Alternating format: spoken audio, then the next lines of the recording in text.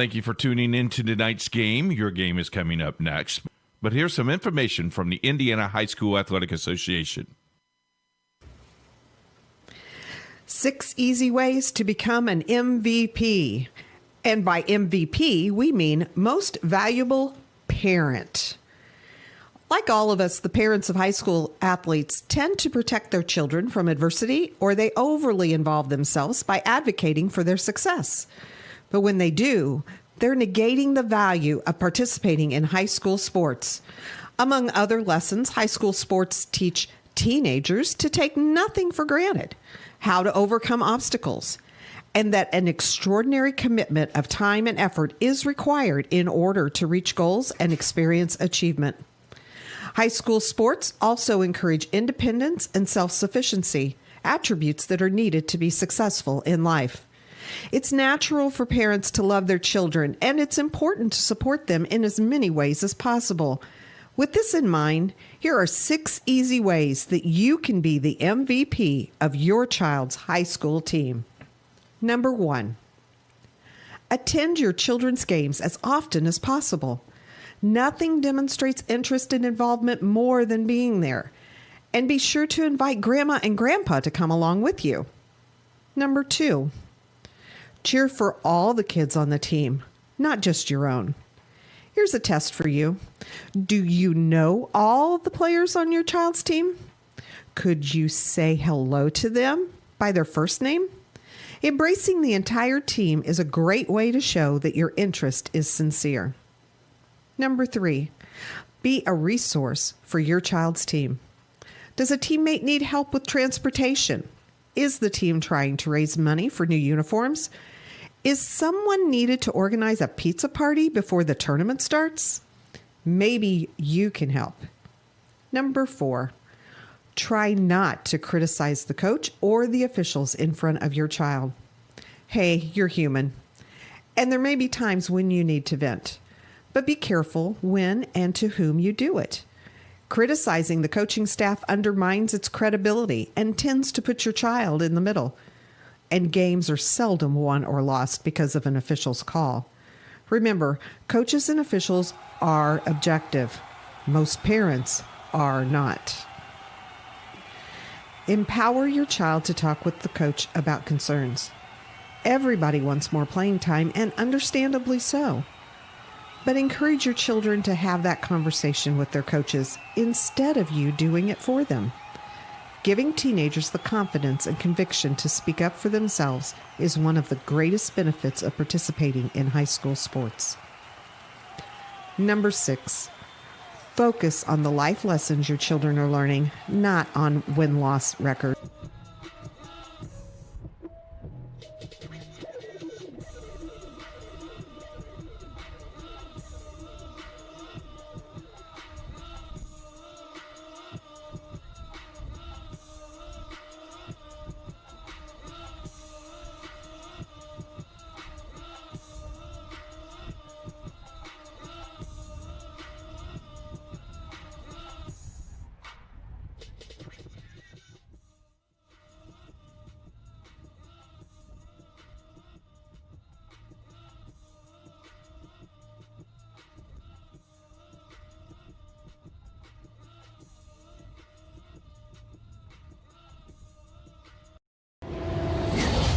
Themselves. Thank you for your support of high school athletics in Indiana. Win a sports scholarship, and the average value of it is less than $11,000. But every child will benefit from the lessons they've learned as a result of participating in high school sports for the rest of their lives. It's difficult being the parent of a high school athlete. There's far more emotion and social pressure involved than is ideal. But if you follow these 6 pointers, not only will your children love and respect you, but so will their teammates and coaches. And you might even be named MVP. Thank you for your support of high school athletics in Indiana. Stay tuned now. The Indiana SRN game is next. Indiana SRN, where you're always in the game.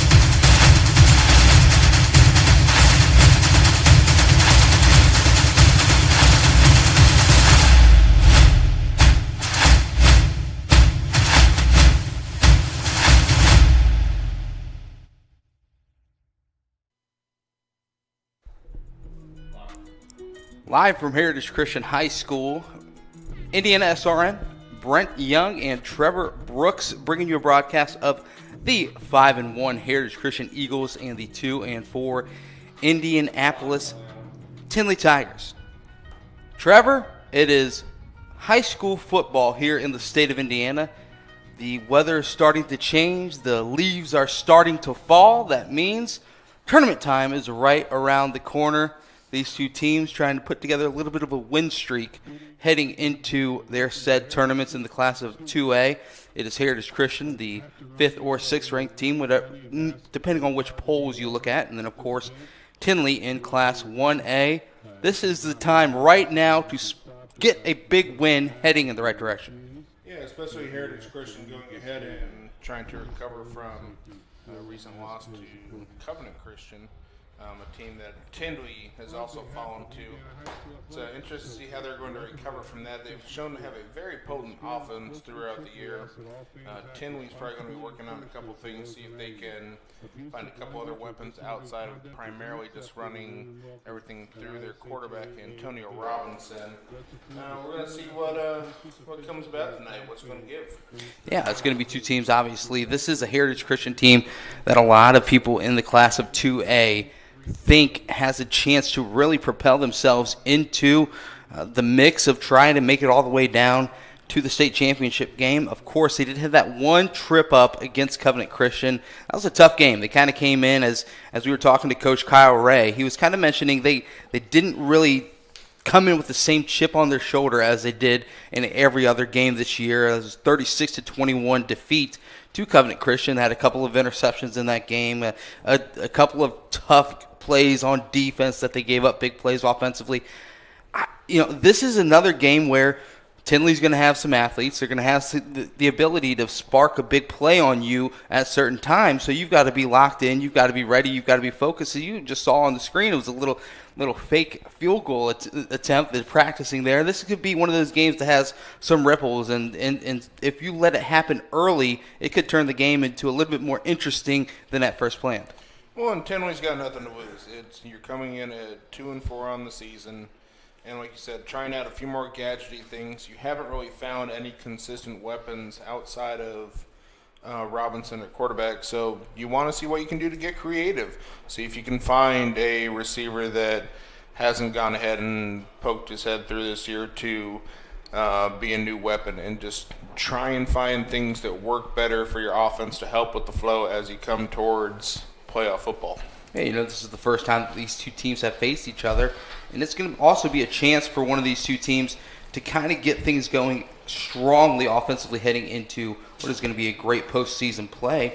We take a look at this Heritage Christian Eagles offense. You already kind of touched on it, but Max Milton at quarterback. You've got a senior leader back there, already 1,300 yards on the season, 18 touchdowns to 6 interceptions. That's the ratio you want. But when you have a running back in the backfield with you like Colton Brown, it kind of opens up those passing lanes. Colton Brown already over 1,000 yards on the season with a couple of games left to go, 12 touchdowns, also gets involved in the receiving game. So those two is a great 1-2 punch in the backfield. But then you mentioned they kind of just spread it all over the place with the wide receivers. This is a very potent offense that they're able to get things going. They like to mix the run and the pass, and they like to stay aggressive. What are your overall view of how you see this entire top 11? Well, I'm expecting to see a lot of receivers switching in and out. Like you mentioned, a lot of variety in weaponry for Milton to throw to. You've got 6 receivers with 119 yards or more. Nobody with more than 337 yards. Nobody averages more than 4 catches a game on this team. And so the ball is constantly being spread around. You're looking to see who the weapon is going to be each night that's going to allow you to take advantage of any inconsistencies on the defense.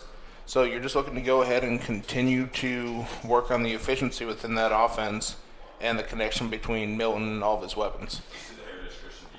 And then you take a quick look at the Heritage Christian defense, and they've kind of, with the class of 2A and class of 1A, they kind of like to have the ability to play some players both ways, and that's what you get at the linebacker position with a player like Harrison Waltz, who's able to come in as a wide receiver offensively, and then defensively he really comes out and really has a lot of strength in that second level of the defense.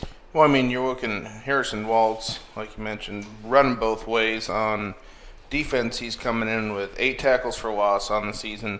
He leads the team in sacks with 6 on the year.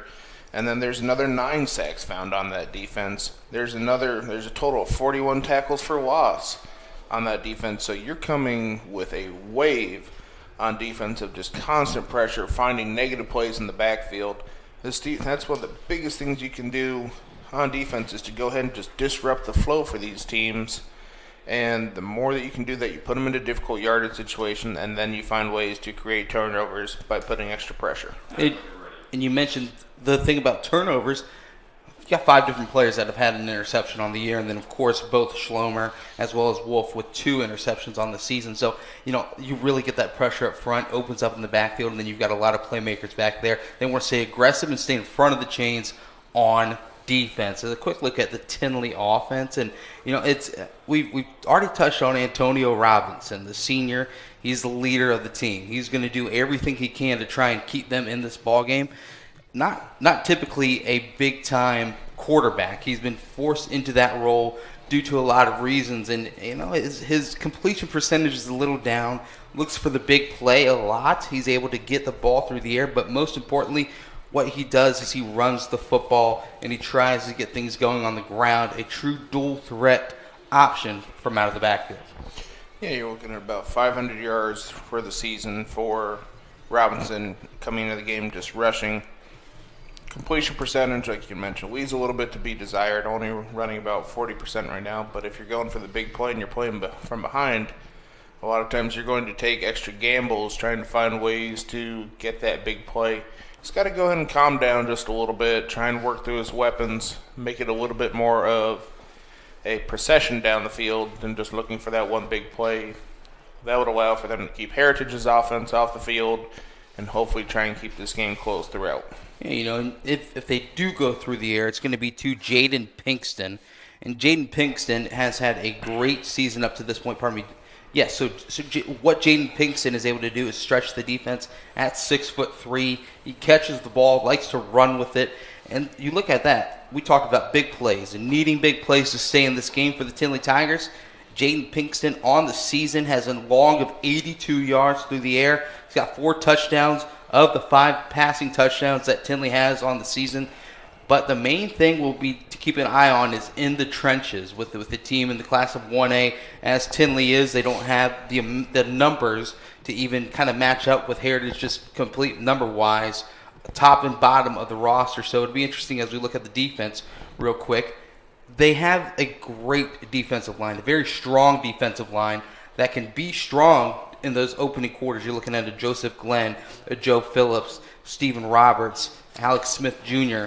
Just a number of those players are very strong up front, but how are they going to be able to stay up? How are they going to be able to consistently try and stop the rushing attack of Colton Brown?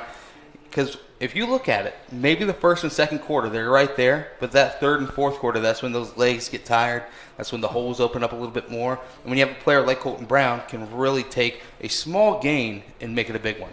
Yeah, and then just the balance of the Heritage offense, go ahead and keeping you offset on what you're going to focus on. That's going to happen. That's going to play a bit of a nightmare with this defensive line as well. Like you said, they might be able to hang around early, but as the game goes on, do they wear down along with just constantly being off balance with what the Heritage attack is going to bring? Yeah, and of course, Alex Smith Jr., how about that? 5 sacks on the season. That's something to be proud of if you are on that front line. But containing yourself, not being on the field for those long 7-8 play drives, if you're able to get off the field, a couple 3-and-outs, that will give you the ability to have your offense on the field, and you need to be able to try and see if you can make the easiness happen for just the overall depth and the overall ability to stay fresh. As we're going to get ready to see Heritage Christian come out of the tunnel. It's in the home all-blue uniforms. That's a good, crisp look there. Yeah, it's a nice look as they run out with the American flag. We'll take a quick break here, and then we'll be back with a little bit more pregame introduction. Listen to IndianaSRN.org.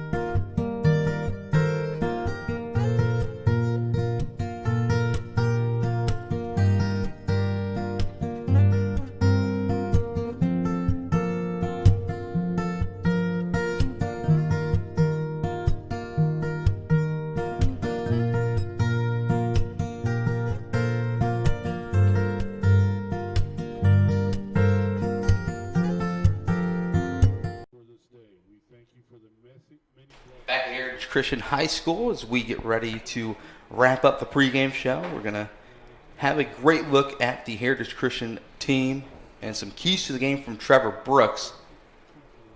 And it's going to be a fascinating affair, 1 versus 2A. And, I'm looking forward to just seeing the backfield of Heritage Christian. I hope one of your keys to the game is Tinley, trying to slow that down. Yeah, you're hoping that they go ahead and find that extra pressure to try and force Heritage into just a throwing situation. Could be a good or a bad thing with how efficient Max Milton has been on the year, but you want to try and make him at least one-dimensional as much as possible to help your defense. Hey folks, good to be with you for tonight's game. My name is Andy Simpson, and I'm a licensed IHSAA football official, and welcome to Friday Night Football, powered by Indiana SRN.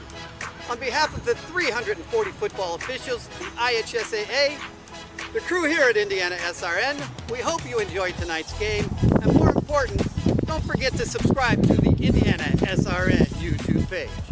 As you're watching tonight's contest, I'm going to show you a few of our signals that will help you better understand the information we are trying to convey.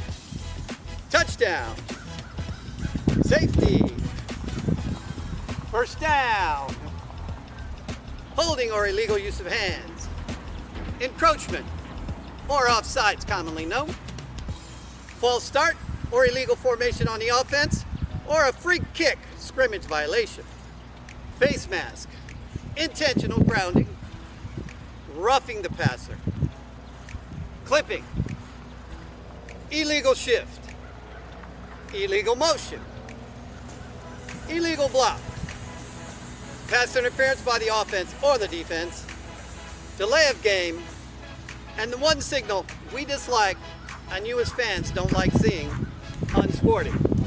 We'd like to thank everyone for tuning in tonight and following us on Indiana SRN.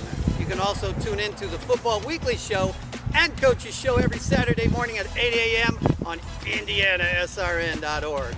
Finally, if you've ever thought about becoming an IHSAA official, www.ihsaa.org and click on the Officials tab or call the IHSAA office at 317-846-6601. Now, sit back and enjoy the game. We get ready for the coin toss here at Heritage Christian High School.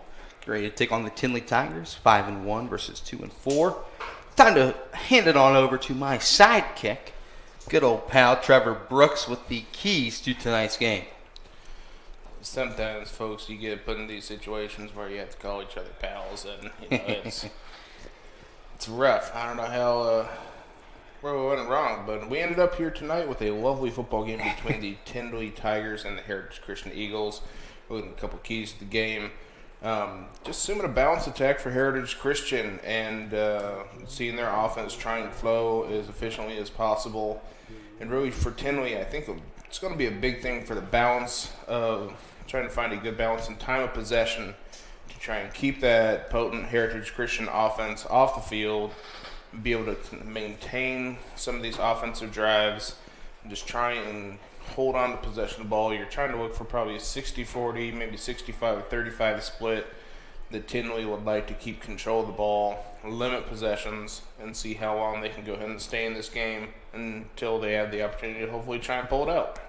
Looks like the coin toss was tossed during those spectacular keys to the game, brought to you by Trevor Brooks. And it was won by the home team, the Heritage Christian Eagles. So that means we're going to see the offense, the quarterback Max Milton, running back Colton Brown, and then that wide receiver, we're going to call it somewhat of a, shall we call it, like a law firm. You know, Garrick, Waltz, Thompson, Sharp, Schlomer. It just is a long list of talented wide receivers at their disposal. Smorgasbord of receivers. Smorgasbord, wow. Making me hungry with that one. Wow. It will be Tinley kicking off. And I do believe out there for the kick is going to be Daniel Alawui. It's a fun name.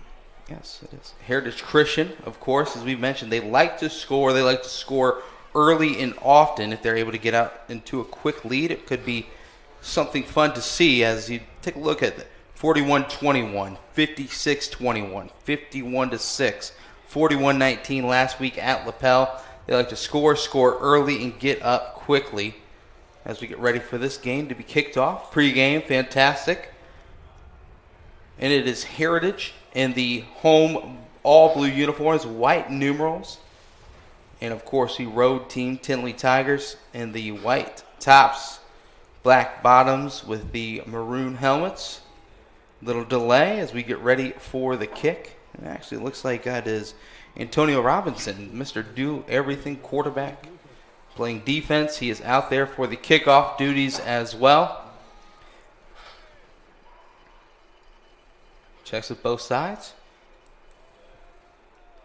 And this one's off. It's a short kick. A couple bounces, and it is picked up and taken by Garion Sharp. He's going to be swung down right at about the 38-yard line. So, Trevor, we get to see the offense of Heritage Christian out early. If you are head coach Kyle Ray, are you trying to go quickly, or are you trying to just slowly establish that balance of run and pass? I mean, I very much enjoy the idea of just going ahead and striking quickly, going and putting your opponent on their heels, and just making them play from behind as fast as possible, and then establishing a bit of balance after that. And we'll see how they come out. It is Milton in the shotgun. Two receivers near us, one on the far side.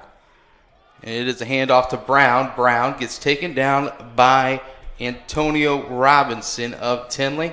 Quick pickup on first down. Yeah, not a whole lot going there. Antonio Robinson there for a quick tackle up the middle. Brown didn't really have much of a chance to get his feet underneath him. It's a short gain of 3 there on first down. And we get a little second down and 7 coming out of the huddle. Not something you see too often these days. But out of the huddle, it is going to be shotgun formation. Trips on the near side. One receiver is Garion Sharp at the top of the screen. Shotgun snap is taken. A quick look out to the left. It is completed. Some blockers in front. A set screen, and it's going to gain enough yardage to get them on the other side of the 50 and enough for a first down. Yeah, nice pickup there on a quick little out to Reed Gehrig. And then just kind of throwing it down the line of scrimmage there, and then Gehrig do the rest with his feet. He cut inside, and I'm not sure what happened with the Tinley defensive backfield, but it looked like 2 of the guys had a chance to bring him down, and just I guess Gehrig must have faked him out before heading back to the edge for a large gain, get across midfield. You know, we talked about the widespread stats all along the receiving court, but it is Garrick, who leads the team in receiving yards, so he gets his first catch of the game. And we do get a flag. Looks like it's going to be a false start against Heritage, something that, of course, could, if you let those pile up, that's when you get taken out of your own game. A great pickup on the first 2 plays. Now all of a sudden it's 1st and 15. Well, it is something interesting to watch as their center, usually the commander of the offensive line, is only a sophomore in Colin Thompson. See if that adds any sort of jitters to the rest of this. Everybody else on the offensive line is upperclassmen except for Thompson. Now 2 receivers both sides. Milton looking right, fires it short. Quick out is completed to Nate Thompson. It's going to get them back near the original line of scrimmage. So about a pickup of 7, going to bring up 2nd down and 8. Yeah, good efficient gain there. Milton to Thompson there for a solid 7-yard gain. Go ahead and make it a lot more comfortable on 2nd down to try and work your way towards the 1st. Trevor, you mentioned that offensive line for Heritage Christian, and we'll get back to it after this play, but just the age. Now those juniors are now seniors, the sophomores are now juniors, but a good collective and older group. As quick handoff off the left side, trying to find a blocker and cutting it up. Another good gain is Colton Brown. Looks like he is going to be very close. Yeah, they're going to move the chains. Another 1st down for Heritage Christian. Yeah, and there the big thing that you notice is you have 2 offensive linemen there in Colin Thompson and Ethan Orsted, about 20 yards downfield. That means they moved off of their initial block. They found their way to the 2nd level, continuing to push forward, allowing for additional blocking going forward for Colton Brown to help get that 1st down. Looks like we are going to take a quick timeout. It is the Heritage Christian Eagles moving on offense here on Indiana SRN. Every day, Summers Plumbing, Heating, and Cooling keeps Hoosiers comfortable at home. When you see our bright orange trucks on the road or in your neighborhood, you know the Summers tradition of trust is alive and well. We deliver essential services where you need them, when you need them. We're trusted for quality service at fair prices. Plus, we do what it takes to keep you safe in a time like this. Just call Summers and enjoy the season at home in comfort. Can't get to a computer? Then we've got you covered. Just go to the Indiana SRN app and stay up to date with all of your favorite teams. You can watch live coverage or relive the experience with our on-demand service.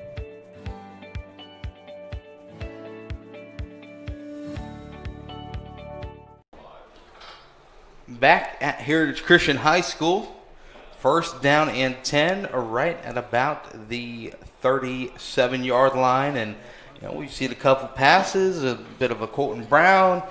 Good first opening plays for Heritage Christian. Yeah, no, nice efficient plays so far. You had a short gain on 1st down of the drive, and then after that it's been nice big chunk plays except for the false start penalty as they are marching their way down the field. Man in motion, left to right is Harrison Waltz, and another handoff to Brown. More space to shimmy all the way down to about the 25-yard line. Like a locomotive. Keep moving. Shimmy, shimmy, yeah, shimmy, yeah, shimmy, yeah. Hey, I like it. You're on top of it. As they move the chains again, another 1st down. And if you are Tinley, what is kind of the thing that you can do to try and stop the offense? They seem to be moving quickly. I think I would go ahead and try and pinch your way with so that would be the 2 defensive tackles going right up the gut through that 1 and 2 holes on the offensive line. And now a little bit of a swing pass. Double move on the outside, could not find Waltz. The first incompletion of the night. That one looked like it didn't really have too much of a chance on the outside. But no, the point that I was trying to make there is that you've got Joseph Glenn and Joe Phillips, who are 2 bigger guys. The offensive line for Heritage Christian is not that big, so if Tinley sends those 2 trying to attack the middle, I think they can go ahead and get some pressure up the middle. Another pass. This one's fired over the middle. Could have been intercepted. It looked like that was the quarterback linebacker Antonio Robinson. He's got some interceptions on the season. Got his hands on that one. Incomplete, but it does bring up a 3rd down. Yeah, hit Robinson in the hands there. I'm not sure where Milton thought that he was throwing that ball, but they caught a break on that one. See if they can convert on 3rd and 10 here. Big 3rd down, maybe 2 down territory, rolling out to the right. has his man open, completed, and enough for the first move the chains again, Harrison Waltz. Yeah, just a nice play. That goes in.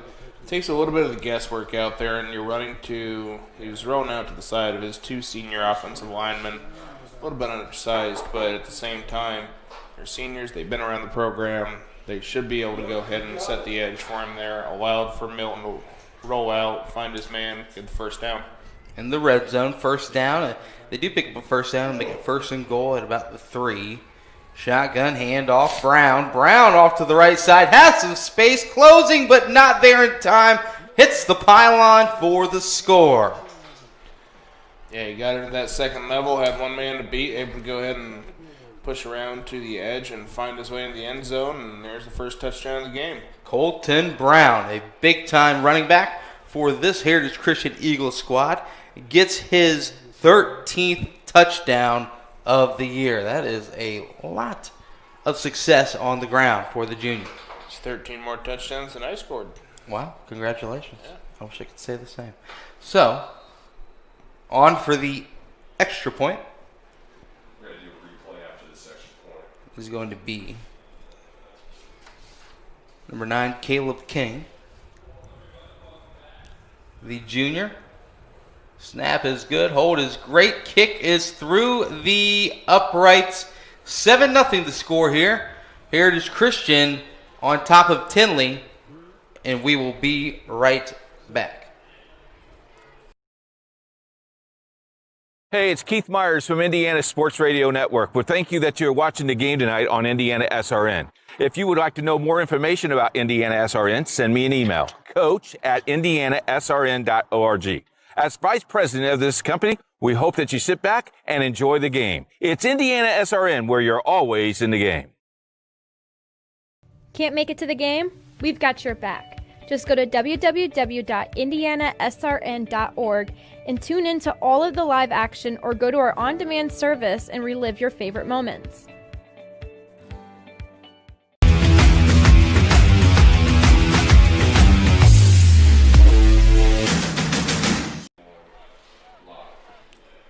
Back at Heritage Christian High School, 7-0 touchdown run for Colton Brown from 16 yards out. As we get ready to see this, look, just dives last second. Looked like he might have been able to be pushed out of bounds at about the 3, instead extended over the pylon for the score, his 13th score of the season, and a 7-0 lead for the Eagles.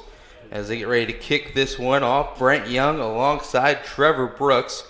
It is Caleb King out there for the boot.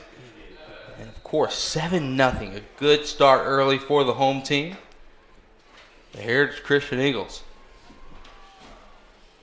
Checks both sides. This kick is up. It is long and caught at about the 3. Coming back on the left side is a great take back as he spins around across the 30. Antonio Robinson. But there is a flag down. It's going to be holding against the return team. That is not what you want after the big-time take-back. No, you get the impression there that you're going to have a decent field position to start off your first offensive drive, and those holding penalties, go ahead and kill that really quick. Penalty. We'll bring it all the way back from about the 32. Let's see where they walk it off at. It's going to be set right at about... it's going to be from the 20. Wow. Taking it all the way back to, looks like about the 15, the 14. He's going to settle right at the 14-yard line. That is not good starting field position, especially after how easily Heritage Christian was able to run down the field on offense. But nonetheless, we get to see Antonio Robinson with his running back Cameron Jennings and Marcus Greathouse, and then, of course, a fleet of receivers as well. The Tinley Tigers have it first down and 10. In that pistol look, 2 receivers on both sides with their backs right near their own end zone. Snap is taken, a quick pass outside, and he is tackled immediately. Ball didn't get there in time, it seemed like, on that one, Trevor. Yeah, the ball just kind of hung up there, and easy for the rover, Wade Wallen, to go ahead and find his way to read that play and go ahead and make the tackle, I believe, in the backfield for, I think, a slight loss there. Yeah, it's going to be a loss of about 4. Wow. So second down and 14 from their own 10-yard line, and a bad snap here as well could be pretty detrimental. But Robinson takes a snap, turns, and he's going to fake the handoff, rolls out, and the ball is completed. But a minimal gain on this play. It's going to be third down and long. It looks like it was hauled in by Donovan Williams, the senior. But nonetheless, about 3rd and 9. Yeah, nice catch there by Williams to go ahead and at least get you back past the initial line of scrimmage. Still 3rd and long here. You've got to be careful not to make any sort of mistakes here if you're Robinson. Also, if you're the Heritage defense, make sure you're keeping an eye on his feet. 3rd down and 9. Pistol formation again. Trips on the high side. One near us now. Snap taken, and he kind of throws it off his back foot, and it's intercepted. Off the left side, one man to beat, gets pushed out of bounds at the 5-yard line, as that was Reed Gehrig with the pick. Yeah, you saw Heritage go ahead and push up 2 linebackers into an A-gap blitz, trying to figure out for Tinley if they were going to pull those backers back or not. They sent the house. About 6 people all in the rush there, with 2 coming directly up in between the center and the left guard. Just went ahead and overwhelmed them, made Antonio Robinson have to throw off his back foot for the easy interception for Heritage, and now they're in business again for a second touchdown. Now it's going to be at about the 5-yard line. Coming in, it seems like it's kind of Colton Brown time as a stop and play. We'll see what the stoppage is about. Looks like just a simple clock situation. Oh, it's going to be too many men on the field, so you move it half the distance to the goal. Tinley, another penalty on the game, and now instead of lined up at the 5, it'll be about the 2.5-yard line. See, some say penalty. I say bold strategy. Yeah. Maybe the referees don't have great eyesight, and they just miss that. And then all of a sudden, you've got a nice advantage. It's a chance worth taking at certain points of the game. Now a roll out on the right side. Man wide open. 2 of them wide open, and he elects to go to the deep man. He had Gary and Sharp short, tried to throw it over the top to Schlomer instead. Actually, it looks like that was Nate Thompson, and it falls incomplete. 2nd down and goal. Yeah, curious decision on that by Milton is, like you said, he had both men open and a lot shorter route there for quick, easy pass to try and get that to Gary and Sharp, and he elected for the man in the corner of the end zone. Just went ahead and bounced off his hands.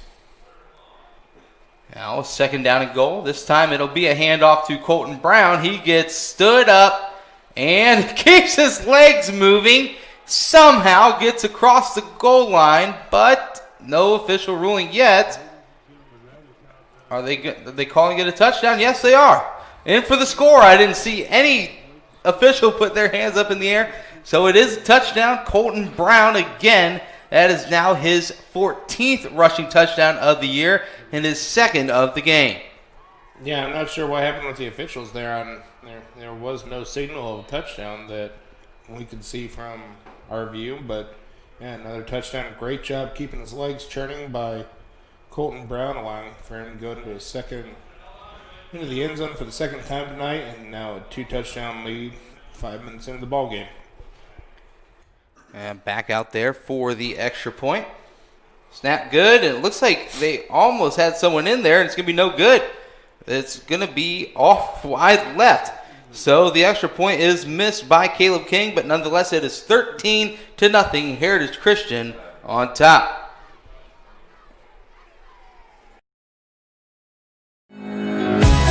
More fixing, more finding, more being original. Unique like this, trendy like that. More designing this, arranging that.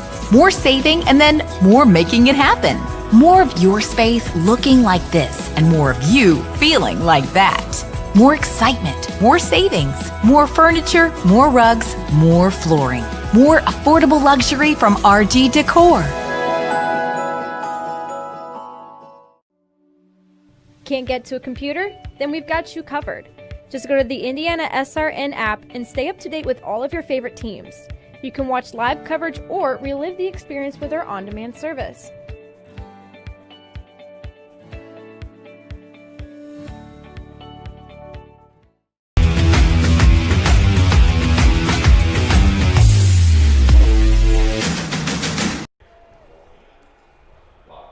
Heritage Christian 13, Tinley nothing. And it is a quick score again after the turnover. We're going to see that right here as you watch. Some pressure being put on. Had to fling it over the middle. There, right place, right time. And intercepting it with Reed Garrett. Almost returned it all the way, Trevor. But 13-0 now the score after the Colton Brown touchdown. And now this time the kickoff is not hauled in by Antonio Robinson. It'll be first down and 10 for Tinley, and they need to get something going quickly.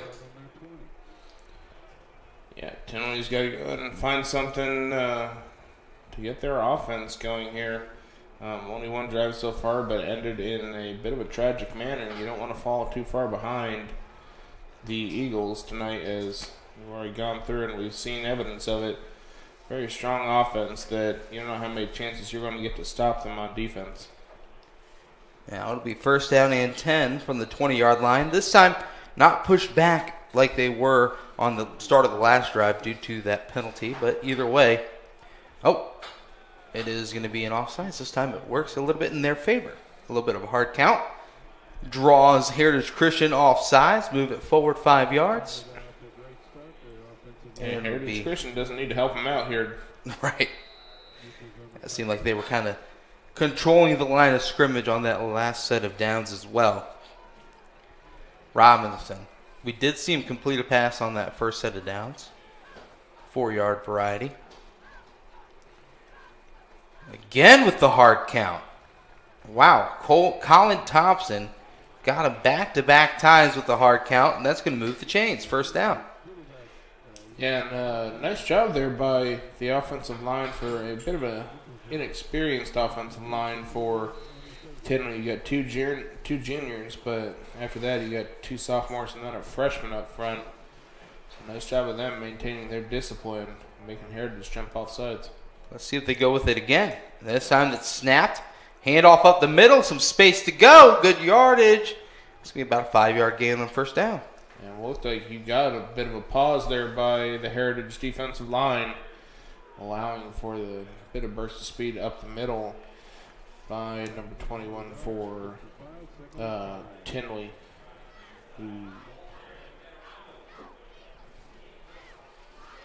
And we get ready for second down. Second down and 5. Snap. Another fake. They try to go with that hard count again. Did not draw them off sides. Instead, they hesitate. This time taking the snap. Looking left. Fires it out there a little bit too high. That'll fall incomplete, bringing up a third down and 5. Yeah, a little bit rough on the pass there from Robinson. It's kind of arguing, not really throwing a dart out there to his receiver to make a play. But now you got third and middle of the road here. See what the Tinley Tigers come out with. They bring it back out there. It'll be a third down and 5. Again, Antonio Robinson in that pistol. 2 receivers both sides. This time he is looking to pass. A heavy rush coming up the middle, and this time he is taken down for a sack. Again, Heritage Christian, big time rush up the middle. A.J. Neal, the junior. And it looks like Robinson is down, and if he's hurt, Trevor, that would be the absolute last thing that the Tigers need. As we get ready, we're going to step aside here. We'll be right back. 13-0, Eagles on top. More fixing, more finding, more being original. Unique like this, trendy like that. More designing this, arranging that. More saving, and then more making it happen. More of your space looking like this, and more of you feeling like that. More excitement, more savings, more furniture, more rugs, more flooring, more affordable luxury from RG Decor. Can't get to a computer? then we've got you covered. Just go to the Indiana SRN app and stay up to date with all of your favorite teams. You can watch live coverage or relive the experience with our on-demand service.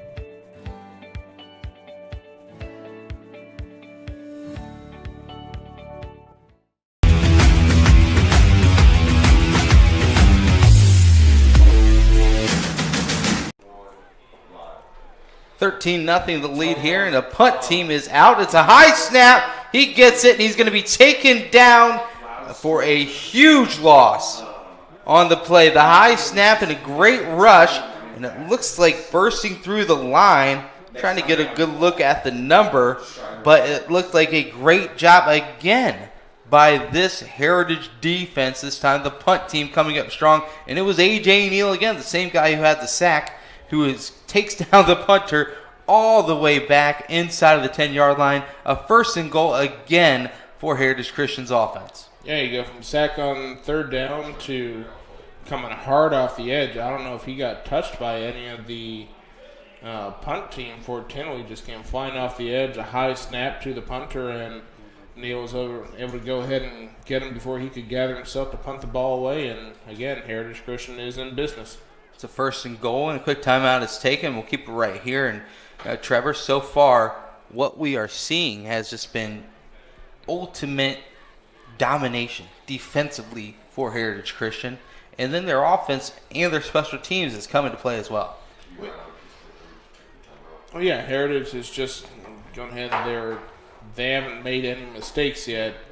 Tinley has gone ahead and rushed a couple things, causing themselves issues and stuff that they can't afford any of it. They want to stay in this game, and so far they've now put Heritage Christian into the red zone on back-to-back offensive drives for them with the interception and now the muffed punt, and see if Heritage Christian can go ahead and take advantage again. As it is 1st down and goal. Again, settled right at about the 6-yard line this time. Milton looking left, just fires it high into the end zone for a score. Another touchdown. This time it is Reed Gehrig coming through. He had the interception on defense a couple drives ago. This time gets the score on offense. And if you are a Heritage Christian Eagle, you are firing on all cylinders. Yeah, just another weapon. We've gone ahead and the primary 4 receivers so far, we've stated each one of their names. We've mentioned Zach Schlomer. Kind of what we talked about before the game is that they've got a bevy of weapons, and so far they're showcasing them. Touchdown there to Gary, go up 19-0, and looks like, are they going to kick the extra point, or are they going to go for it? It looks like they're going to keep the extra point out there, yeah, you know. They did miss that one wide left, a heavy rush the last time they were out there. This time Caleb King back out for the extra point. Snap good, hold great, and kick this time is a boot straight through the uprights, and it is 20-0. Heritage Christian over Tinley here on Indiana SRN.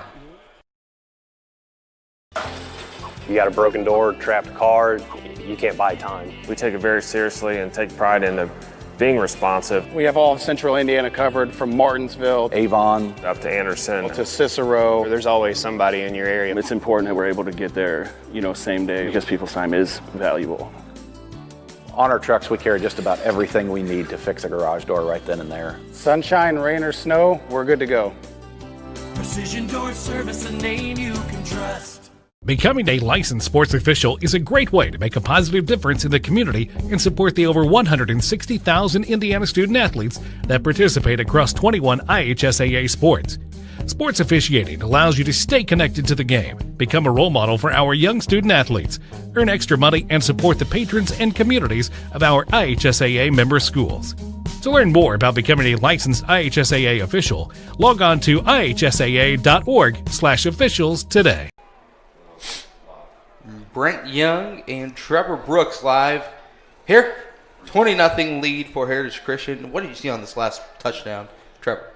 Just a simple little out pattern. You see Gary go ahead and come out. Great protection. Not really any issue in the pocket. Gary gets separation. And he's a big kid. He's 6'3", so he's going to have pretty good advantage over the smaller Marcus Greathouse, who's only standing at 5'10".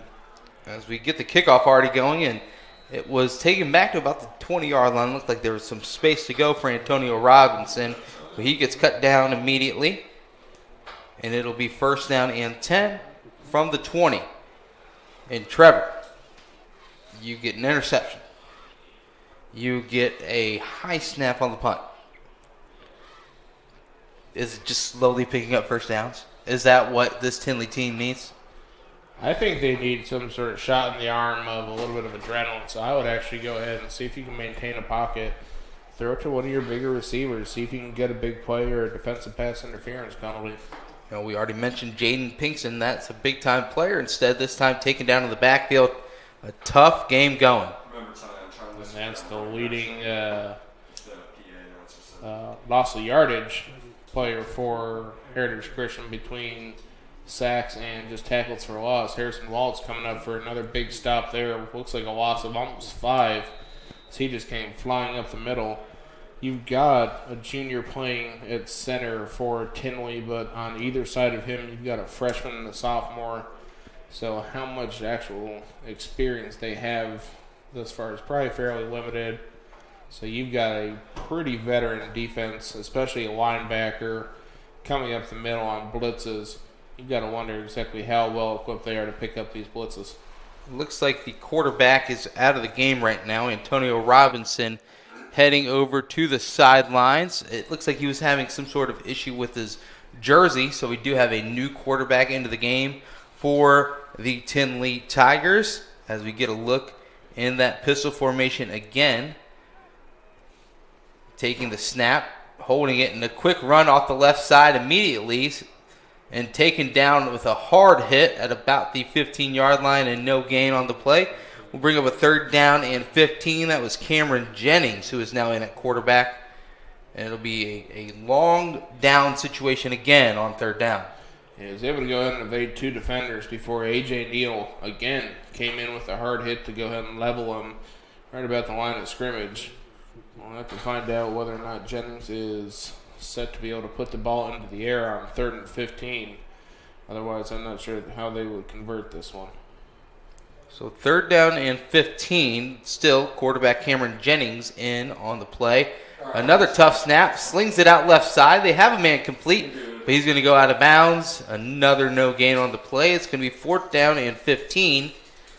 Tinley will more than likely need to bring out the punt team, especially that deep in their own territory, unless they decide it's all or nothing at this point. It is a punt team coming out.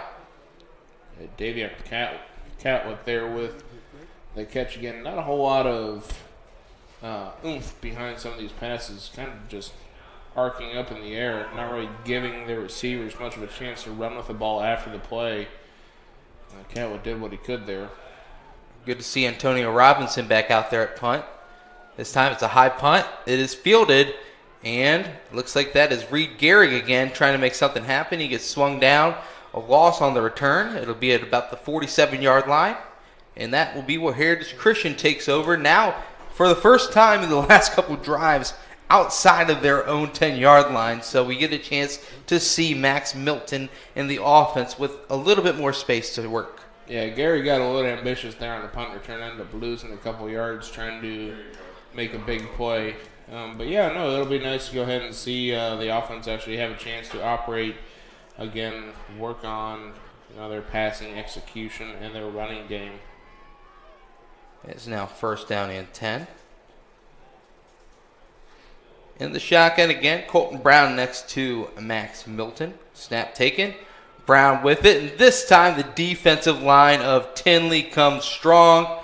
Looks like it'll be either a loss or maybe a no gain on the play. And that was that Tinley front 4 that we were talking about. They've got some strength in the trenches. Yeah, Wells Gupton, going to have the freshman, who's also their starting left guard, came right up the middle there, go ahead and trip up Brown.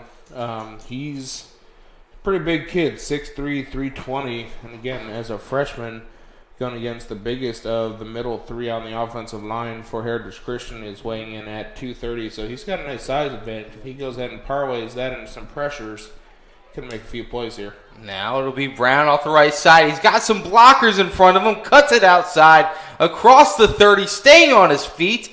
Inside the 25, taken down at right about the 23-yard line.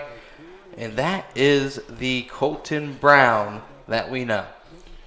Yeah, and you see him go ahead and find himself onto the edge there, which I think is a lot better operating room for this Heritage Christian running game. Again, you've got a pretty good bit of size and size advantage for Tinley up the middle, so maybe staying away from there, still get your plays there, but beating around the edge like that is probably their best bet for big chunk plays.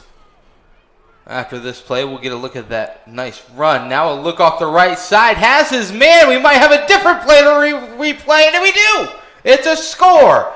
Gary Sharp with the touchdown on the right side.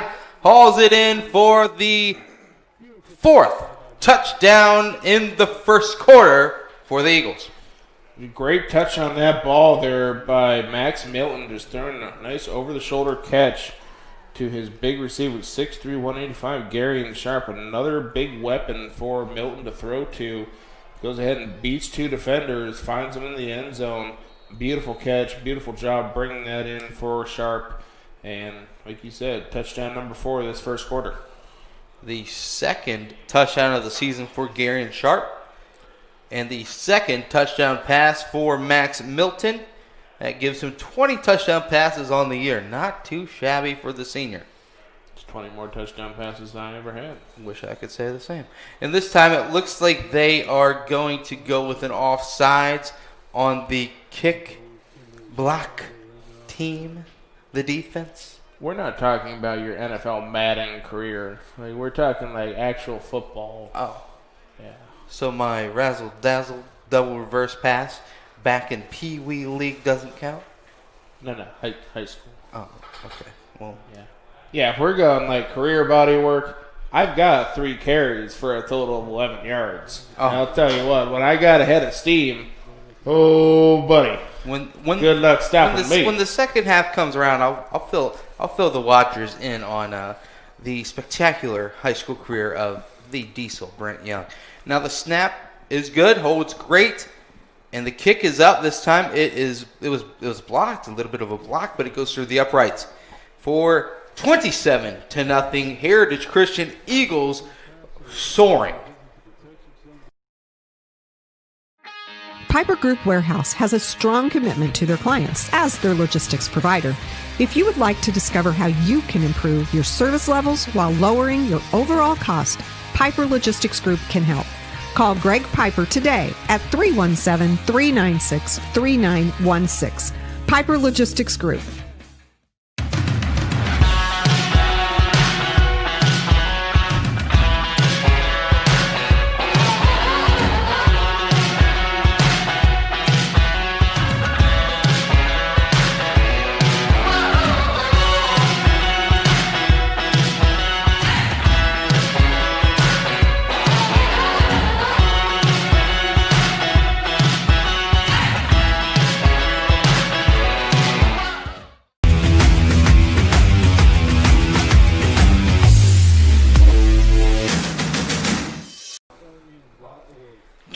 $27-0 Eagles.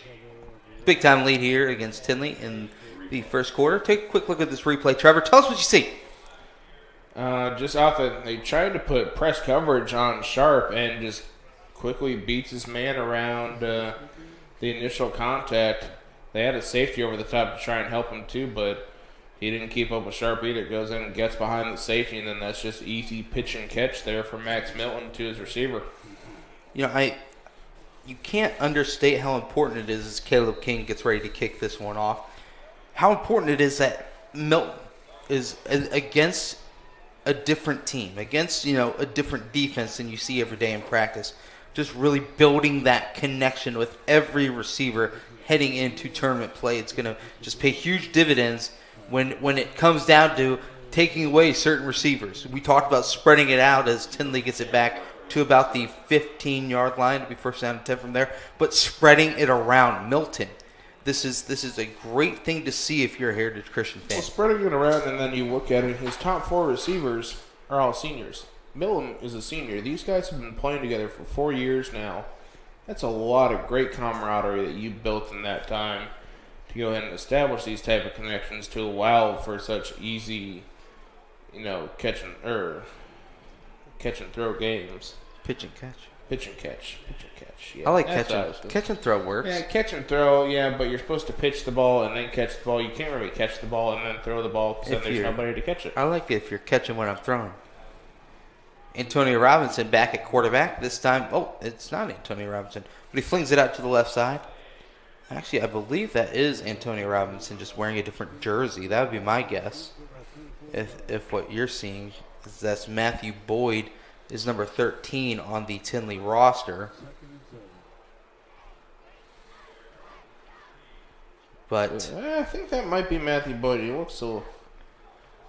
We're going to go with Matthew Boyd, unless Brendan Young overrules me. He's currently now in quarterback. Looks like it's Matthew Boyd subbed in. Antonio Robinson was nicked up a little bit earlier on. See Boyd dropping back here and on his way trying to rush. And now trying to evade the pressure. This time taken down. Hard takedown. I'm kind of surprised they didn't go ahead and rule that one dead before then. This quarterback scrambled up. Looked like he might have gotten back to the original line of scrimmage. He has to come off the field now after losing his helmet. A quick subbing. Now it looks like coming out of the game, whether it is Antonio Robinson or it is Matthew Boyd, they're checking out, and back in at quarterback is going to be Cameron Jennings for this third down attempt.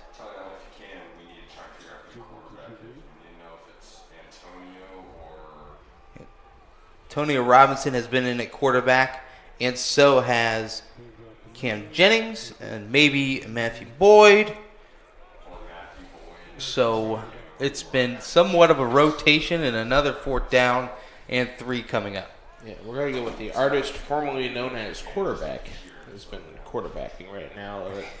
Unfortunately, still the same story so far for Tinley, as they are not able to go ahead and sustain a drive here.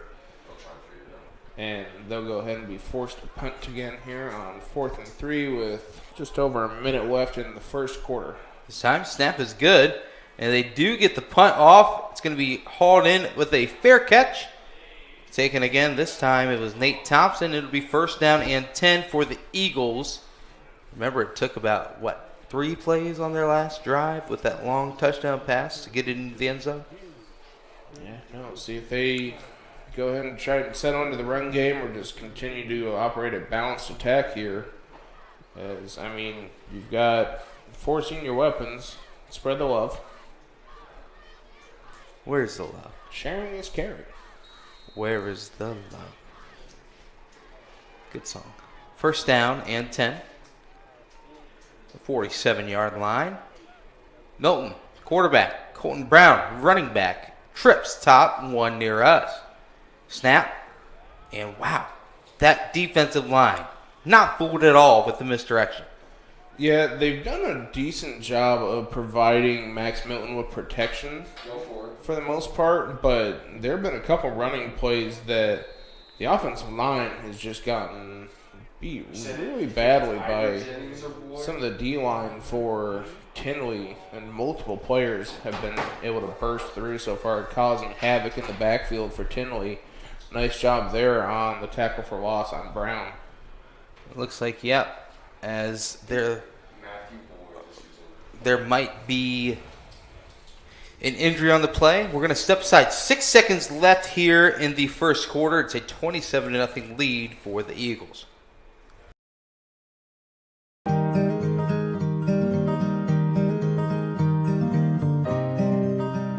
Faith in a company is extremely important, and Johnson Mello puts their money where their mouth is. In the past several years, we've, as a company, had tithed in which is pretty unheard of. Things from donating equipment to churches, helping non-for-profits, helping wounded warriors, working with the Catholic community, the churches, a lot of people that may be even struggling that help daycares, help children come into this industry. So we do a lot of donations back to the community, but also our workers and our team also helps in those projects.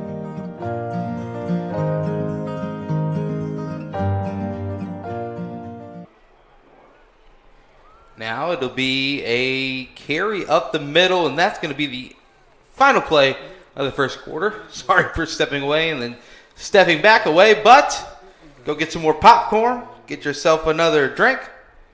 Oh, it looks like there's still some time left. We're looking at a different clock here, as the time is. They're going to let it run down now, and it will be zeros and the end of the first quarter. We're going to step aside. 27-0. Heritage Christian on top. Hey, Kelson Carter here with Cars My Plumber. Today we're going to take a look at some water heaters and some problems that could be going on and what to do.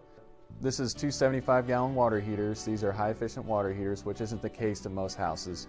Yours may not be like this, but it's very similar if you have a gas water heater. So you have your gas control valves, and a lot of times these need to be set at a certain temperature, so they need to be at 120 degrees. If they're too high, you're taking a chance of scalding seniors or kids. If they're too low, then you're not going to be getting enough hot water. So the average setting is usually on an A or a hot, and you can find that in your owner's manual if you're wanting to look at into yourself. Another thing is the temperature relief valve, which is located right here. If that were to ever be popping off, you really need to get a professional out to take a look. If you feel you need any professional help, just go online to carsmyplumber.com.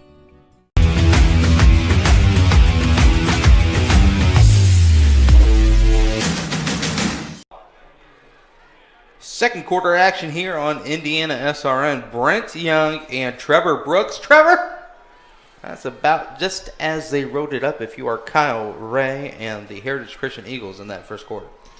Yeah, no, you couldn't really ask for a better first quarter performance, either by your defense, getting pressures, turnovers, special teams, covering or taking down the punter for a muff punt, and then your offense has just looked phenomenal. Shotgun snap. Looking left, firing left. Now it's a fourth down and about 2. Are you going for it? Try and just continue moving it in the right direction. What's going to happen here as they are not moving yet? Incomplete. Looks like there might be. Oh, they are saying it's incomplete pass, huh? Yeah, the ball popped out at the very end. I thought he still had possession going out of bounds. Maybe but it was a fumble. I thought. Alas not. They will keep the offense on the field. Fourth down and about 7, 8. Snap is taken in the handoff to Brown. Around the right. Brown's got a lot of space to go, and he's going to pick up the first down and more. At about the 32 is where he's taken down. Colton Brown. And again, great job blocking there. You had both receivers on the right sides getting upfield on their blocks. You had a couple linemen, including number 76, Nick Stewart, coming from the left side of the line to go ahead and get upfield. Great job there. You know, you just mentioned a lot of teams when it's 4th down and 8, as we get ready to take a look at this run again. When it's 4th down and 8, you see the Colton Brown. That's a run on the previous set of downs. He runs with a purpose. But again, there the big thing you see in the middle there as well, though, 56 and 76, both of your tackles 20 yards downfield. And that's what we keep seeing on these big runs. Their linemen getting to that second level to help let Brown run loose further for these big gains. And we're seeing some pulling guards as well. You like the pulling guards? I never played guard. Right. I only played tackle. So I preferred when they pulled the tackle because, like, especially as a big guy, usually it's just going mano a mano against the guy right in front of you or chipping off of him and heading to the linebacker. Right. It's fun when you get to build a little bit of a head of steam and you get to hit somebody. Oh boy, you talk about somebody salivating over a steak. Ooh. That is the equivalent of prime rib in football. Is when you send an offensive guard and an offensive tackle You pull them down the line, they get to go ahead and build up a steam of 6 to 8 yards to go ahead and hit a linebacker. Oh, yeah. Tell you what, that's incentive right there. If you're an offensive line coach and you want to get your guys really ready to go, you throw a couple of those plays in there, I guarantee you they will block for you all night long. And then even you see in the NFL, Jason Kelsey, a pulling center. How about that? Now another handoff. This is a little bit of a trickery in the backfield, and it is taken a decent gain by Harrison Waltz out of the backfield. Looks like a little scissors play there as they were able to get about 5, maybe 6 yards. Second down 5. And great job again with Waltz there, and you've seen it from Colton Brown throughout the evening so far. Just kept his legs moving. Otherwise, he's probably down about 2-3 yards before that. Legs kept churning. The tackling didn't go ahead and bring him down right away, and just trying to hold on to him and bring him down, allowing for Waltz to go ahead and get those extra yards. Now it's going to be second down and 6. Handoff up the middle, cutting it back outside. Colton Brown. He's going to go into the end zone for the score. Beautiful job. Just going ahead and getting up there, able to go ahead and bounce around the outside, seeing that he had the path to find his way out there. Again, great job blocking by this team at all positions so far. Go ahead and setting the tone on this game, making sure that total effort is going to be the name of the game tonight. And they go ahead and put it into pay dirt once again. 33-0. Colton Brown, another score. Wow. Fascinating plays by Colton Brown. 3 touchdowns on the ground. And for the hold as well. Are you trying to write a Dr. Seuss book here? Like, is that where we're going? Brown to the ground for the touchdown? How now, Brown, Mr. Brown. Kick is through the uprights. Score now 34-0. Heritage Christian on Indiana SRN. There's no greater anti-poverty measure than to give a person a job. That helps them start to change that trajectory. Morales Group is a full-service staffing company that provides temporary labor in the Indianapolis, Central Indiana market. It was a challenge that was given by my father. He wanted me to give back much more than I had been. Then I realized that when he said more, he wanted me to see how I could give more. And it wasn't just in money, but in time and in services. And that's how the Morales Group was created. I started off at Morales Group as an intern. I interned for 3 years before going on full-time staff here. What I love most about Morales Group is that big family aspect. I come from a big family in Mexico, and since the company is continuously growing, I feel like there's always a new member of the family that I get to know. We're willing to give. We're willing to serve others, and we're not expecting something in return. Come talk to us. We would love to work with you.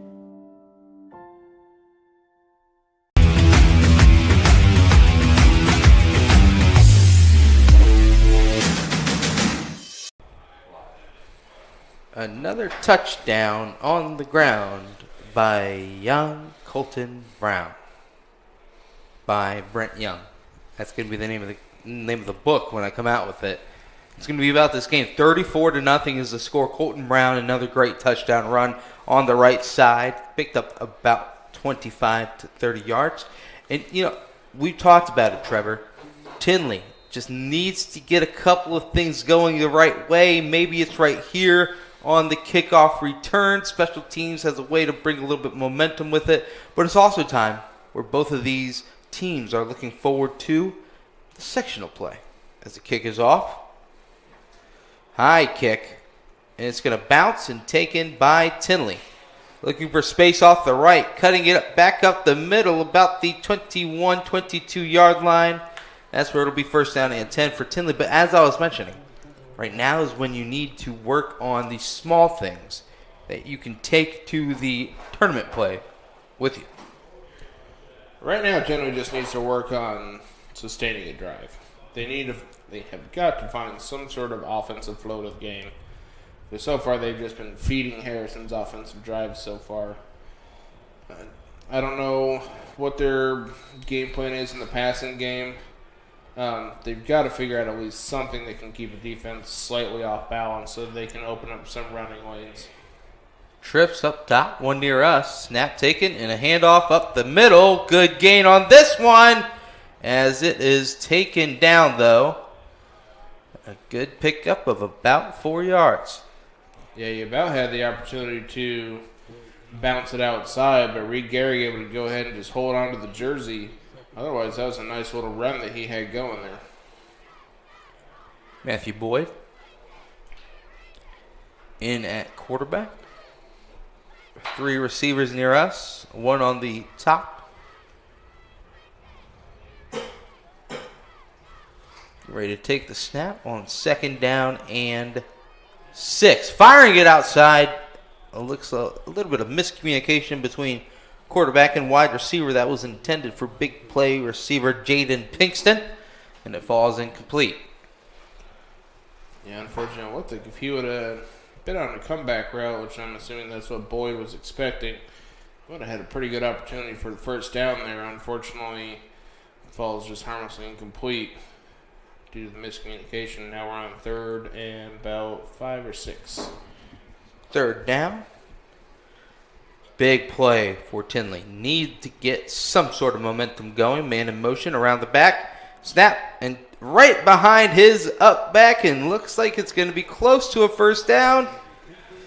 Depends on the spot. Oh, he's going to be about 2 yards short. I'm going for it here. Yeah, I don't think you really have anything to lose at this point. It looked like it was a nice option play there by Boyd. I think that he made the right read, just came up just a little bit short. Let's see what they have to try and come through here. And they are going to keep the offense on the field. 4th down and 2. Maybe go with the hard count again. Snap. Looking for the throw. It's going to be a keeper up the middle. Waltz can't bring him down off the outside, and that's enough for the first down. That was a nice job by Cameron Jennings there. He got just enough of, I believe it was Harrison Waltz coming off the edge to go ahead and allow Boyd to get the stiff arm out there, work his way around the edge for the first down. Nice job there. It'll be 1st down and 10. Move the chains. Just another great job just keeping the ball moving.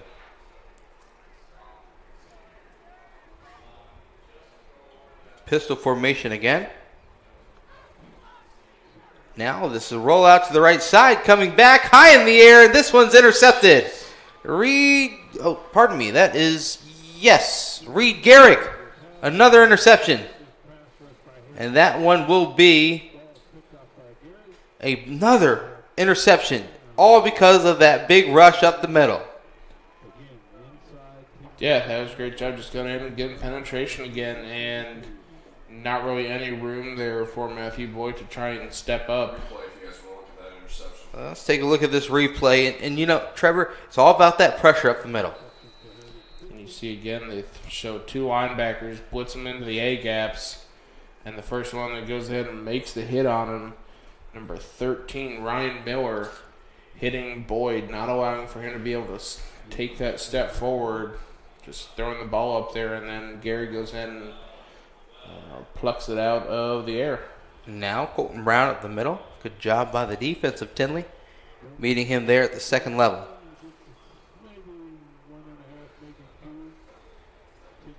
It will now be a 2nd down and 9.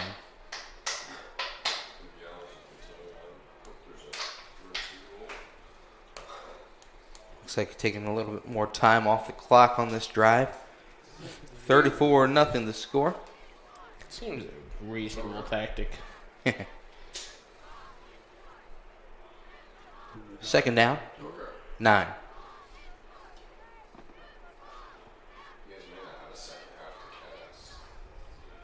Now a quick pass out to the left side. This one is dropped.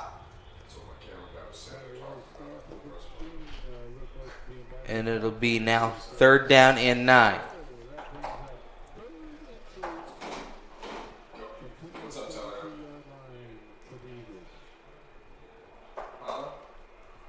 So just not able to bring in that last pass, and now we're back to 3rd and 9. 3rd and long here. See if they go ahead and pull another thing out of, well, I mean, they got the big gain off of a running play going around the edge last time, so see if they want to go through the air and try another crossbuck type play. And that was on 4th and 8 too, so, kind of. And now looking to throw the ball, has his man, and it is complete. Big gainer on the play. And it will again be enough for the first down, but there is a flag. That was Nate Thompson for about an 18, 19-yard gain. See what the refs are discussing here. Looks like it'll be, an ineligible man downfield. It looks like it. Huh. So, walking off the penalty yardage, we'll bring it back with a 3rd down and looks like 13.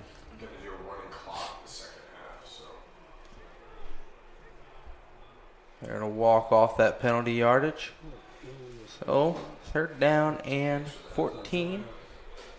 A great pitch and catch on that last one. See if they do the same thing.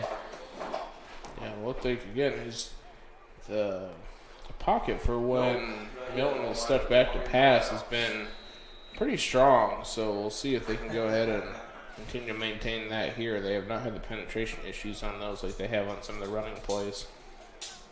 4th down and 14. Now looking right side, firing it over the middle. That one's intercepted. Ball is picked off and taken back to the 40-yard line. A little bit of breath of life for Tinley. Yeah, I think that was the new quarterback, Matthew Boyd, coming in there with a big play.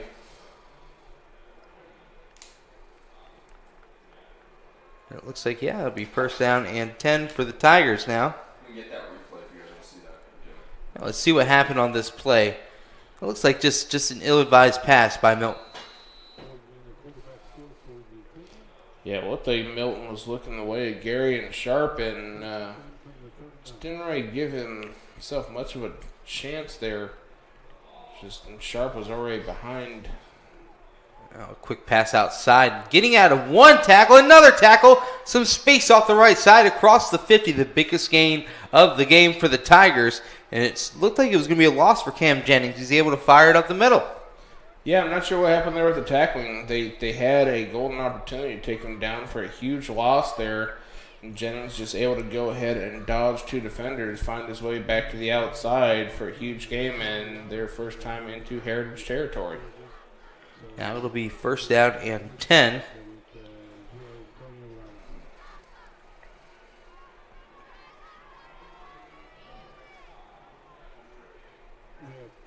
And now, right at the 45-yard line. Again, Matthew Boyd, and a timeout taken by Tinley. We'll step aside with them. 34-0. Tinley, though, driving here in Indiana SRN. Burtner Electric Incorporated has been proudly serving our residential and commercial customers with quality electrical repair for over 33 years. We are fully licensed and insured in electrical wiring and electrician service packages. You'll receive a competitive assessment whether you're a homeowner or a business owner, first-time or long-time customer. We offer free estimates for any new project. Call our licensed and experienced electricians today.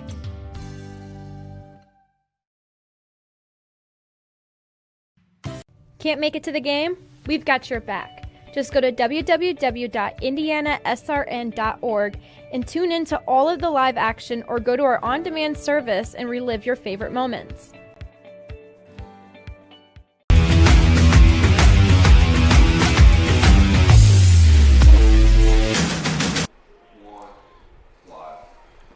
Heritage Christian High School location.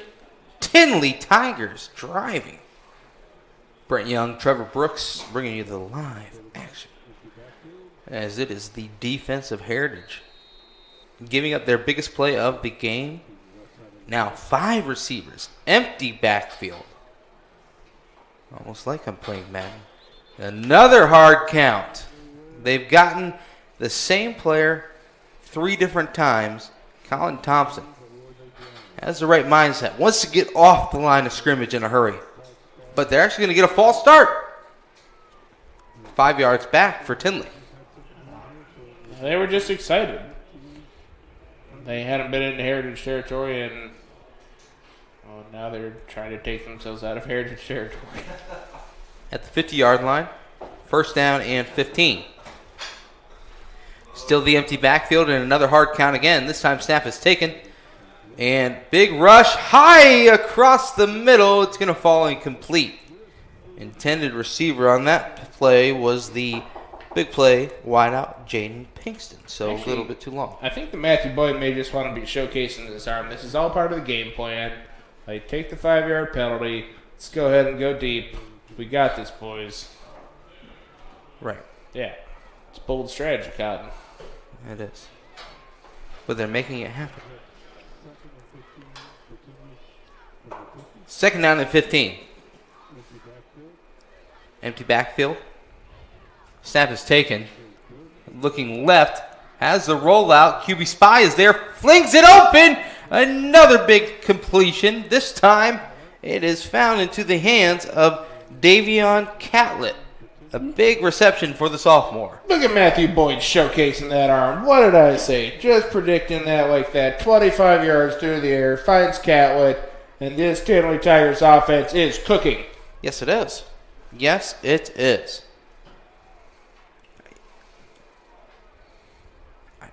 It's very exciting. It is.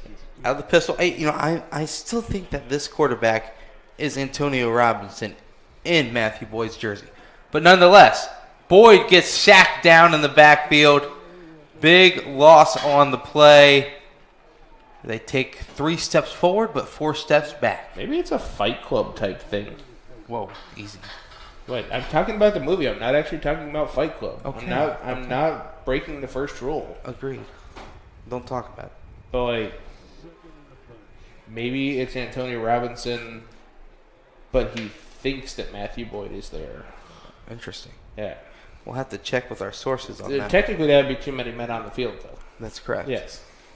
But only in one world. Well, whose world do you play by? I don't know. Snap, high, bobble. Taking it, though. Rolling around, making something out of nothing. And look at this. Space to shimmy. In the backfield, out of bounds. He ran about probably 60 yards on the play and lost 2. I'll tell you what, obviously not what you want. It's not a good play, but still, phenomenal effort there just to not lose more than what like the 2 yards that he did lose were. Right. And I mean, he bobbled the ball to start with, so it's kind of on him, but a great job with the effort. Oh, they're calling a block in the back. I didn't see a block in the back. Did you see a block in the back? I saw it. It was during the scramble. On those, that's when you do the famous just stick your hand straight up in the air and just stand there. But the Tinley offensive lineman, he laid in a little bit. Gave a block. I didn't see it. But they declined it. 3rd down and long. All right. See, and again, like, what do we got here? 20 yards for the first down? So does Matthew Boyd want to showcase the arm? We'll see what happens. 3rd and long, shotgun formation. Trips near us, 2 on the top. Looking long. Stumbling was the defender. They might get a flag on this one. Looks like no flag. They're going to say uncatchable. Falling incomplete. I thought he had a chance for it. It looked good. Yes, it was a it nice did. throw.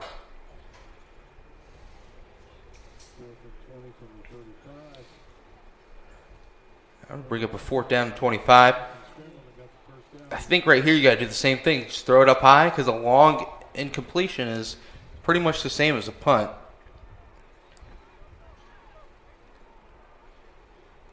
Nope, looks like they're going to punt. Maybe it's a fake punt.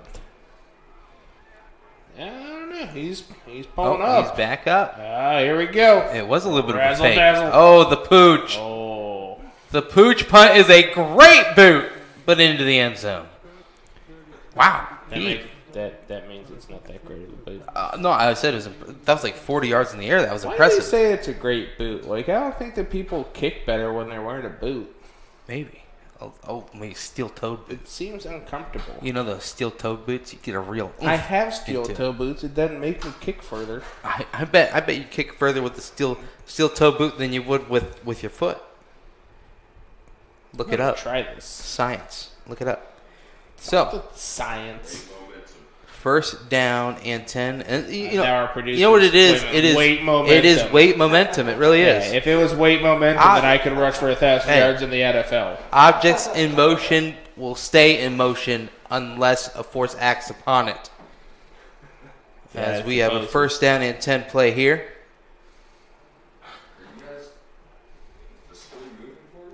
And it looks like, we're experiencing a little bit of technical difficulties here.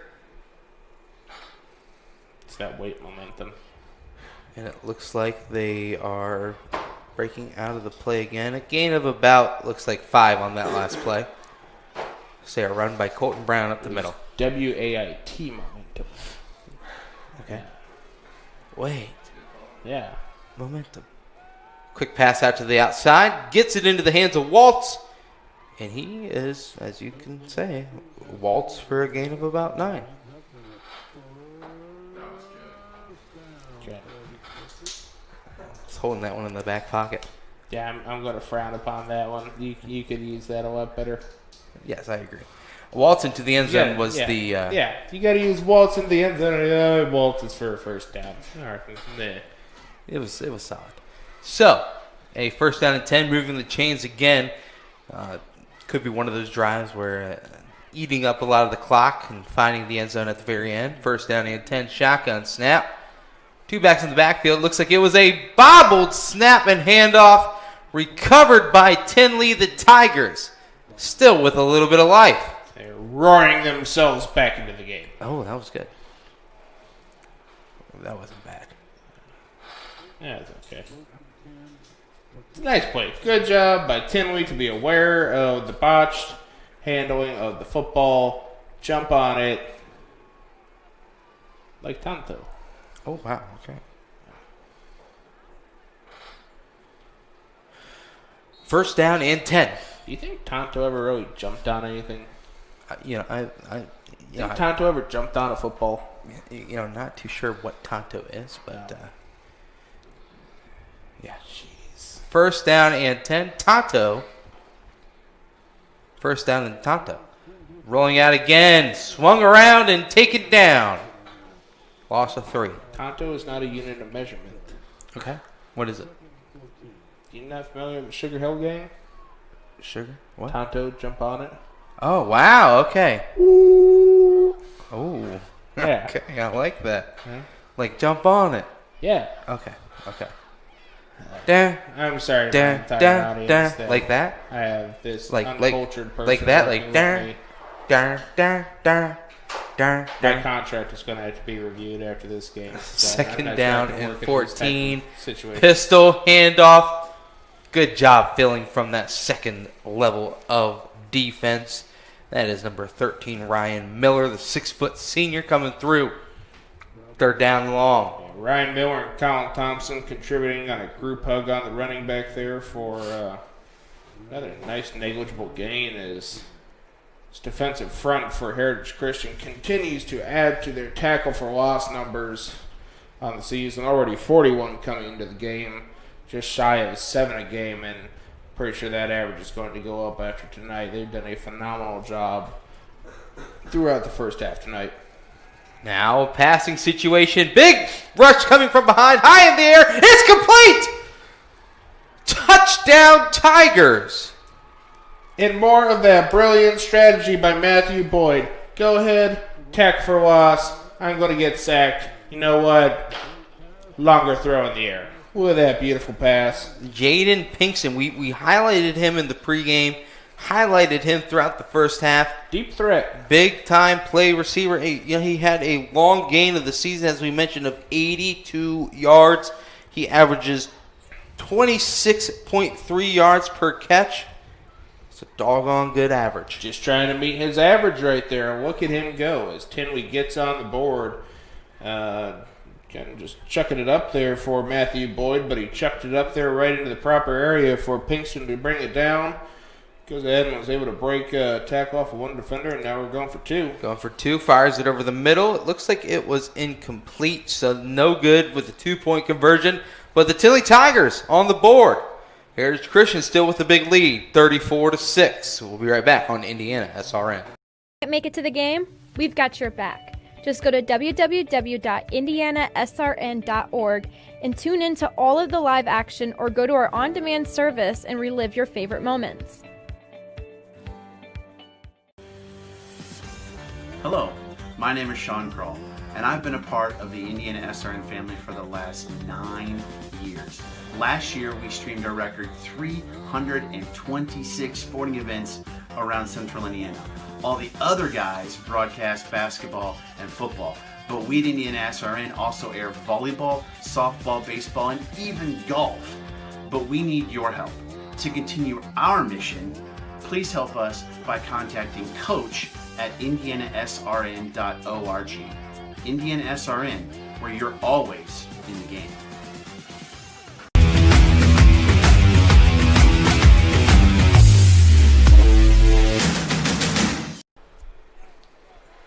And back live here, Heritage 34, Tinley 6. Let's take a look at this touchdown pass. What do you see here, Trevor? And a nice job by the back to at least give a little bit of extra time for the quarterback to make the throw. And just a great job of Jaden Pinkston going ahead. He was already coming over the middle. He had one defender behind him. Went in and stopped, repurposed himself to a good position to make a play on the ball. Went up and got it. And just able to bounce off one defender, jump over another, and take it into the house.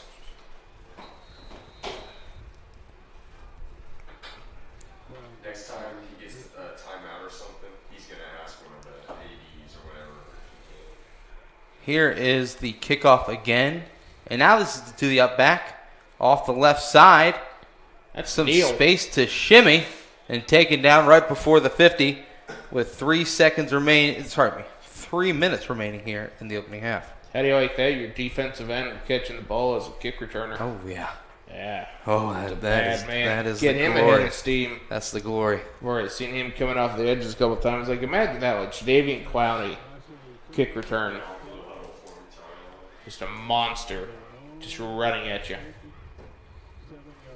Gotcha. You can just wait till it's time. Just shy of midfield here as we go ahead and set up for a new drive for Heritage Christian. See if they had a bad turnover by Milton previously. See if he can go ahead and find himself back into a nice little groove here.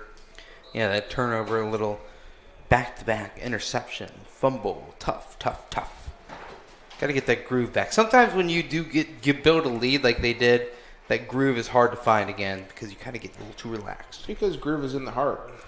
Groove is in the heart. So that's a gain of about 5 on first down.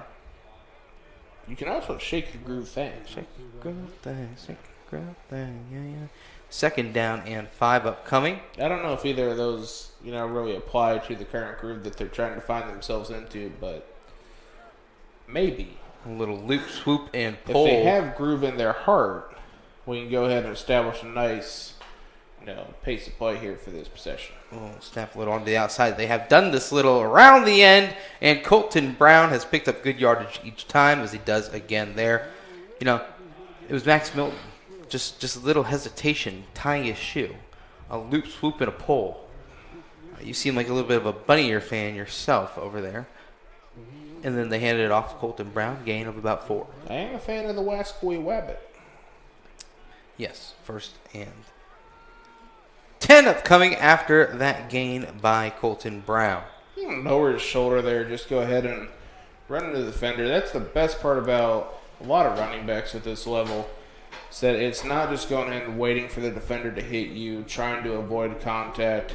It's you go ahead and lower your shoulder, make sure that you're establishing the hit. Helps you gain an extra 2-3 yards on carries. Now another handoff off the right side. Looking to cut it back is Colton Brown. Just a good job trying to stay in bounds there, as it'll be another gain. Should be about another first, or just shy of another first down there. That's another nice run to the outside by Colton Brown, continuing to churn out yards here throughout this first half. 2nd and 13. Looks like a timeout's going to be taken by Tinley. We'll go ahead and step aside with them. 34-6. A little bit of time left here in the first half on Indiana SRN. Can't make it to the game? We've got your back. Just go to www.indianasrn.org and tune in to all of the live action, or go to our on-demand service and relive your favorite moments.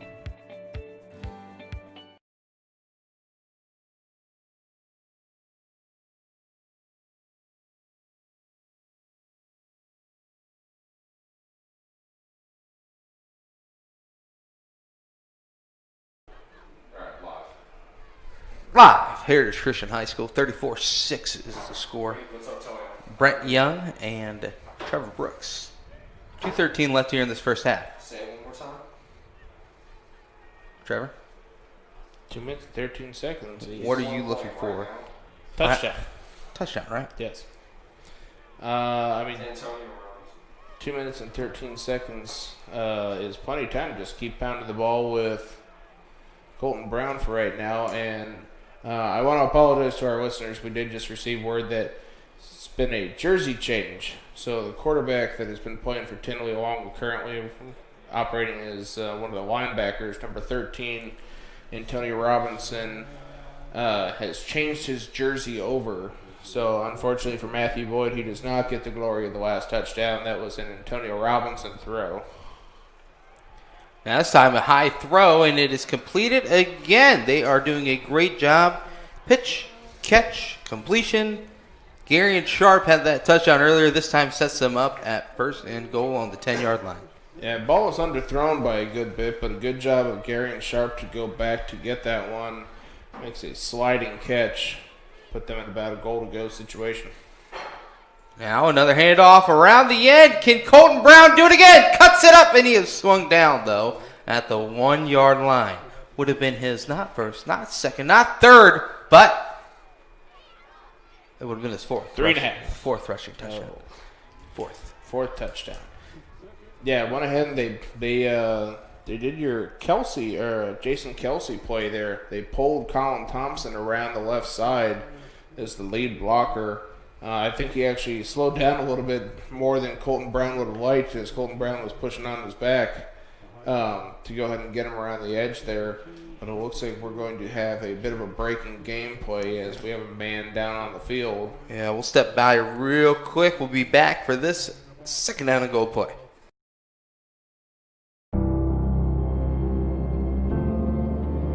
How does a good man become even better? By working out? Or by working his way up the corporate ladder? By changing his diet? Or by changing his style? By traveling the world? Or by staying perfectly still? For 300 years, we've helped good men become the best versions of themselves through a dedicated fraternity and by taking an oath to live a life of integrity, service, and brotherly love.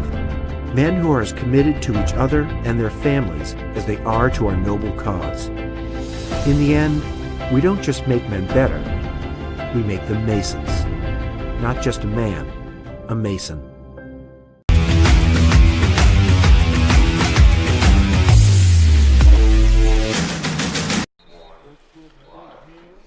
Back live from Heritage Christian High School. 2nd down and goal at the 1-yard line. Have you ever ridden a camel? You know what? I have never gone camelback riding. No. They did bring a camel to Cathedral one time when I was there. Why? For people to ride it. That's how you know Why? Yeah, let's go ahead. We're going to talk about privilege for a second there. Yeah. So it is 2nd down and goal from the 1-yard line. Snap, handoff, up the middle, and there it is. Not 1, not 2, not 3, but 4 rushing touchdowns for Colton Brown. Yeah, unfortunately for Colton Brown, he goes to Heritage Christian, so he doesn't get to try and ride a camel into the end zone like Cathedral might, but another great touchdown there by Colton Brown. just a quick halfback dive right across the goal line into the end zone. 40 burger so far for Heritage Christian the first half. Just a great game so far for Colton Brown. We highlighted him in the pregame. He is definitely over 100 yards on the night. That would give him right around 1,150. And now with those 4 rushing touchdowns, he is up to 16 rushing touchdowns on the season. As the extra point is through the uprights, and that makes the score 42-6. Here, Heritage Christian, big lead on Tinley. We'll be right back on Indiana SRN.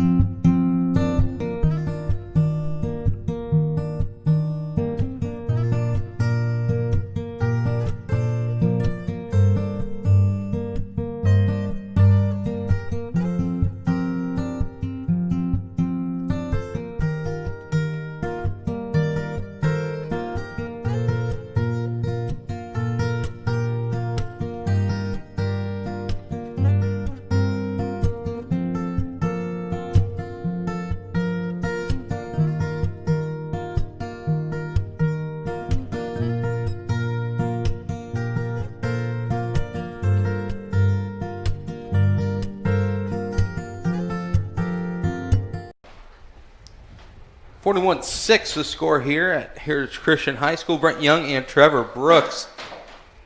Colton Brown. Wow, what a game.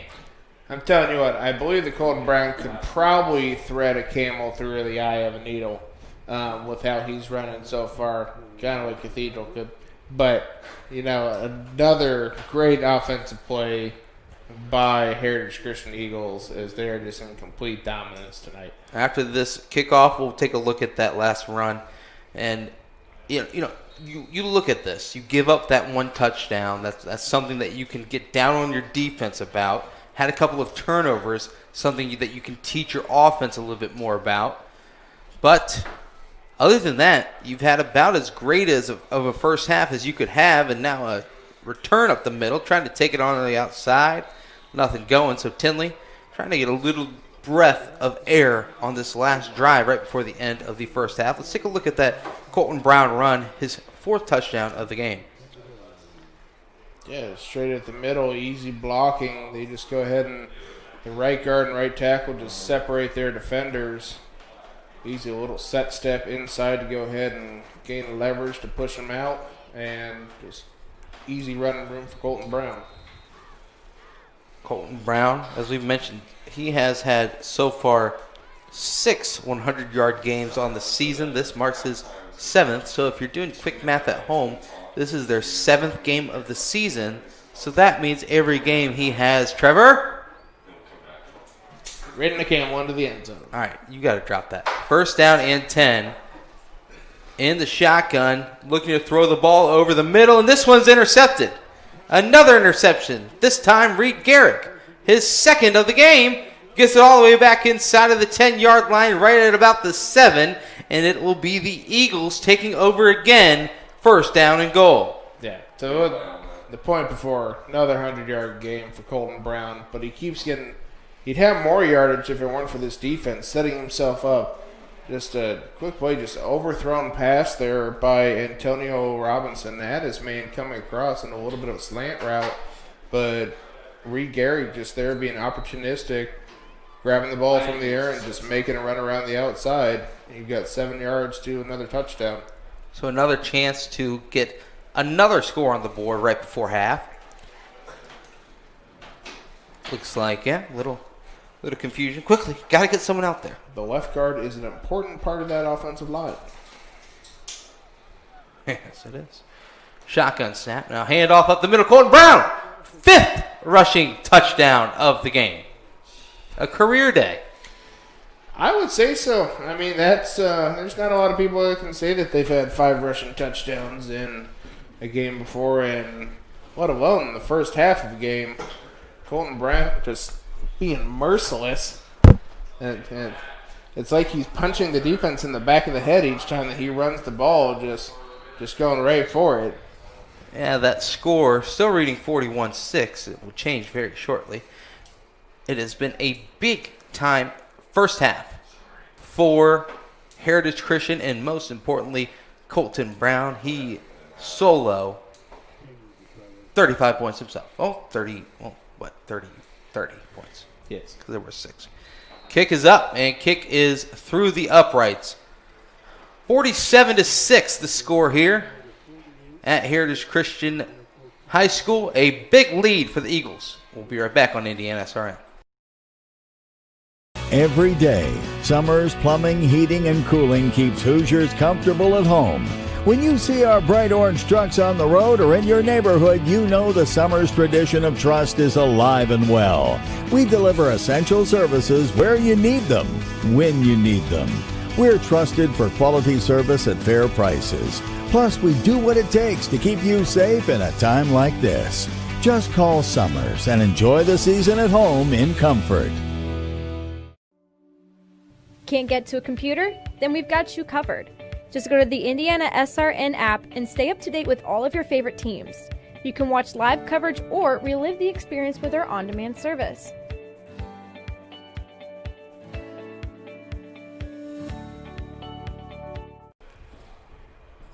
$48-6. Let's look at the 5th rushing touchdown for Colton Brown. Nice, quick, and easy. Just great separation. A little bit of a slight cutback from start over on the left side, and just another huge hole that this offensive line has opened up for Brown throughout the evening. Just easy. Yeah, that's about as easy as you can make it for your running back. You know, it kind of seems as if at this point, Colton Brown is kind of running as if no one's going to touch him. He is just running with that extra boost where he sees a small hole, there's no one that's going to stop him. Yeah, I think he's just keeping an eye out for whoever he has to dodge at the second level, because for the most part, I've had a couple plays where there's been penetration right in the middle of the line. But other than that, the Heritage Christian offensive line has done a pretty good job of establishing good run blocking. This will be another return, and there you go. Taken about at the 24-yard line. Minute 10 remaining here in the first half. Kind of exactly what we said at the start of the last drive for Tinley. It's what can they put together here? Some sort of boost of momentum.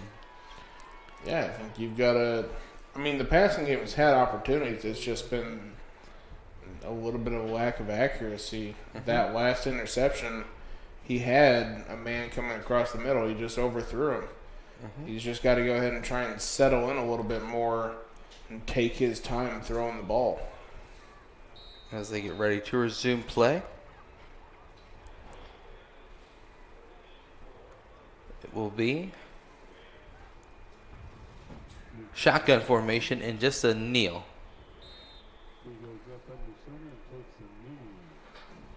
And that'll run the ball down. They'll have one more play, I do believe.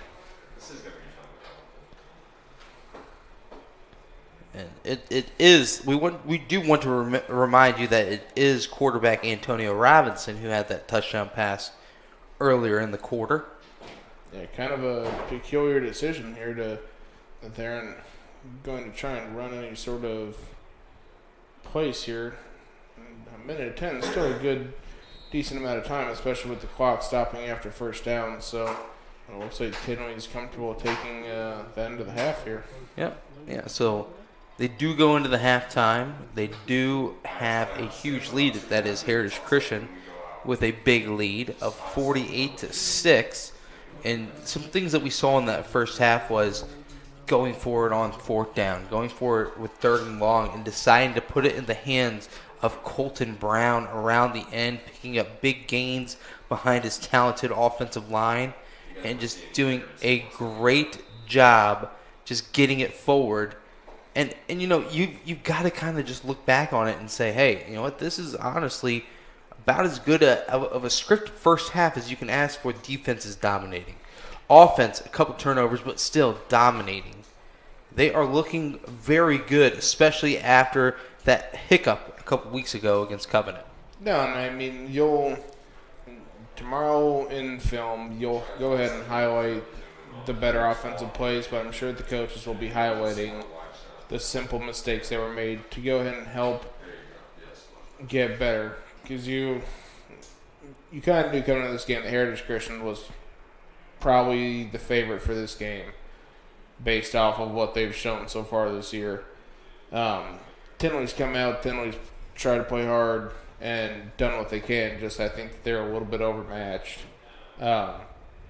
And so you'll go ahead and I think Heritage has gotten ahead of themselves a couple times so far. And so you're going to want to go ahead and try and rein that in a little bit as coaches, because you don't want your team to go in with that mindset at all into the postseason, because that's how you go ahead and get taken out early. Yeah, and there's going to be certain things that both sides will want to discuss at halftime, and then there's going to be certain ways that they're going to say, hey, in this second half, let's focus on this. This is going to be the one thing we really want to work on here in the second half. Yeah, I think for Tinley, it's just going ahead and just trying to find, again, what we wanted to establish at the beginning of the game, establish offensive drives so that you're not throwing out a 3rd and 8 each possession, that you want to go ahead and find some sense of balance on your offensive drives. And really that's what they need to continue to work on. Heritage is just cleaning up the game and operating efficiently until the clock hits 0. Yeah, and that's going to be what we talk about when we come back after the halftime show that we're going to give you guys. Yet again, through 2 quarters here at Heritage Christian High School, it is the Eagles 48 and the Tindley Tigers 6. You are watching Eagle football here on Indiana SRN. Every day, Summers Plumbing, Heating, and Cooling keeps Hoosiers comfortable at home. When you see our bright orange trucks on the road or in your neighborhood, you know the Summers tradition of trust is alive and well. We deliver essential services where you need them, when you need them. We're trusted for quality service at fair prices. Plus, we do what it takes to keep you safe in a time like this. Just call Summers and enjoy the season at home in comfort.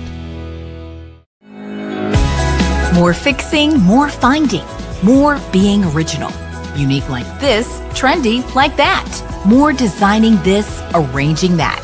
More saving, and then more making it happen. More of your space looking like this, and more of you feeling like that. More excitement, more savings, more furniture, more rugs, more flooring. More affordable luxury from RG Decor.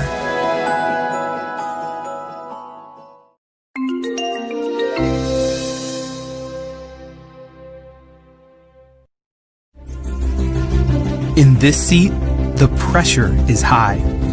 And for this season, this is your seat.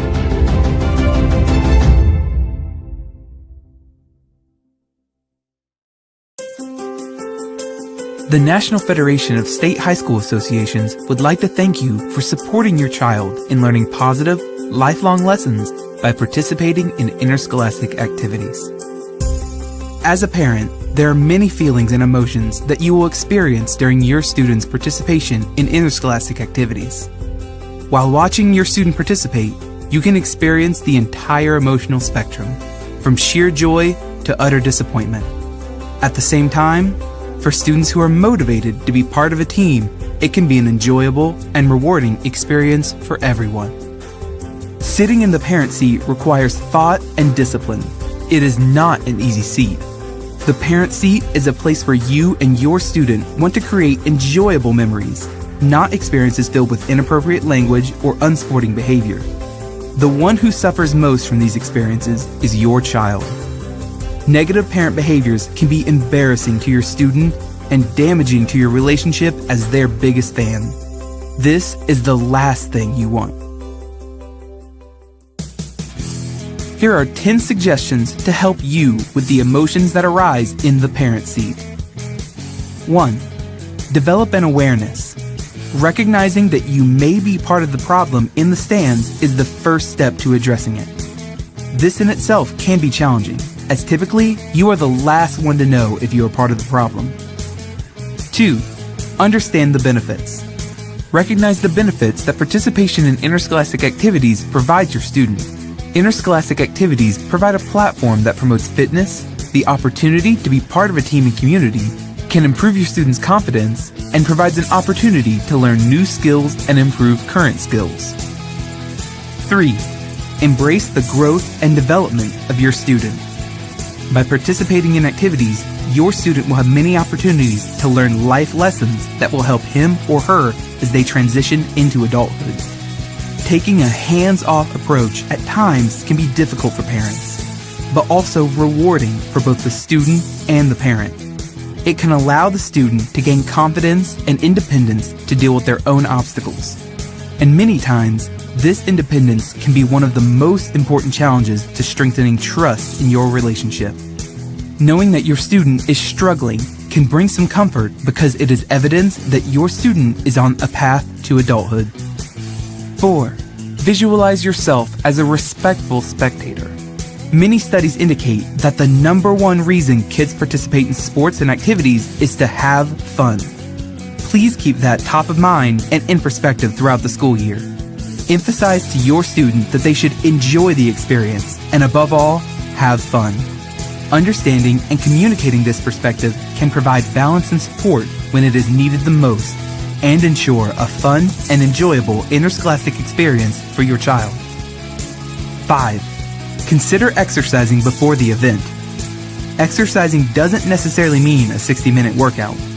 A short walk, deep breathing, or a few stretching exercises may be helpful to relieve stress. It is also a proven fact that exercise can release endorphins that help you deal with stress. 6. Participate in a relaxing activity. Find something that you enjoy doing, such as reading a book or listening to music before the event. Relaxing before a game, competition, or other event may help provide a positive state of mind as you prepare to watch your child participate in their activity. 7. Take a break. If your emotions begin to escalate while in the stands, a brief timeout may help you reset your emotions.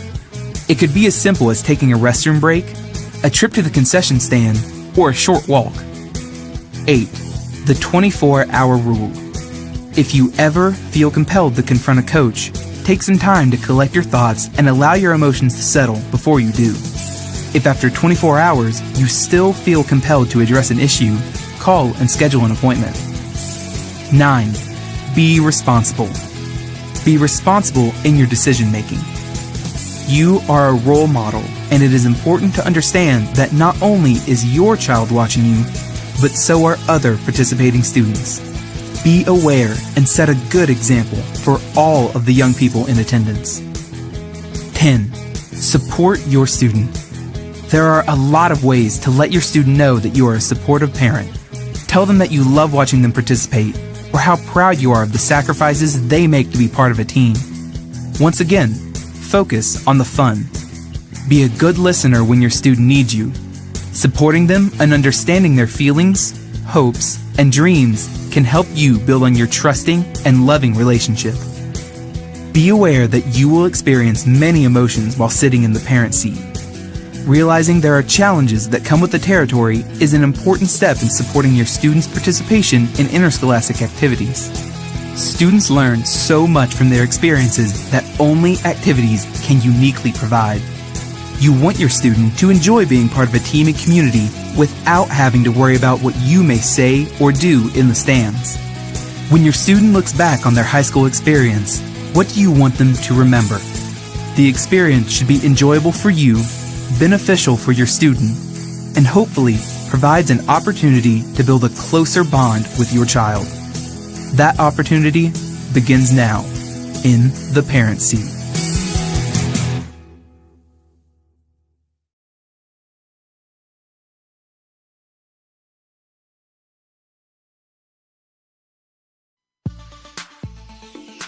Hey Mom and Dad, make me proud today. I'm playing a sport I love. I'm probably not going to be pro, or who knows, I may not even play in college. It's a game I love, and my teammates in our community want you to show good sportsmanship. Rude or verbally abusive behavior will not be tolerated today. Instead, cheer loud and be proud of our performance. Be a good role model, and please have fun watching us play. Thank you for practicing good sports momship and sports dadship today at my game. There's no greater anti-poverty measure than to give a person a job. That helps them start to change that trajectory. Morales Group is a full-service staffing company that provides temporary labor in the Indianapolis, Central Indiana market. It was a challenge that was given by my father. He wanted me to give back much more than I had been. Then I realized that when he said more, he wanted me to see how I could give more. And it wasn't just in money, but in time and in services.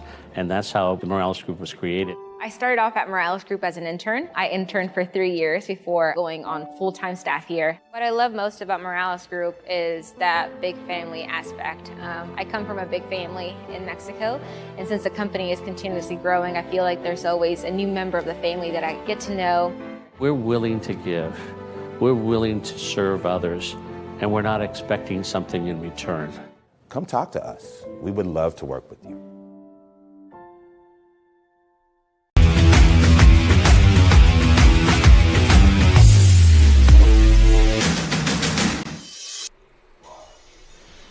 Welcome back to Heritage Christian versus Tindley.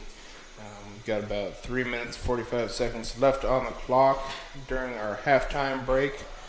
Heritage Christian Eagles have been in pretty good control throughout this game so far, scoring the first 41 points before Tinley got onto, the first 34 points before Tinley got onto the board with a long touchdown from Antonio Robinson over the middle to Jaden Pinkston. Then Heritage Christian went ahead and was able to finish out the half with 2 more touchdowns.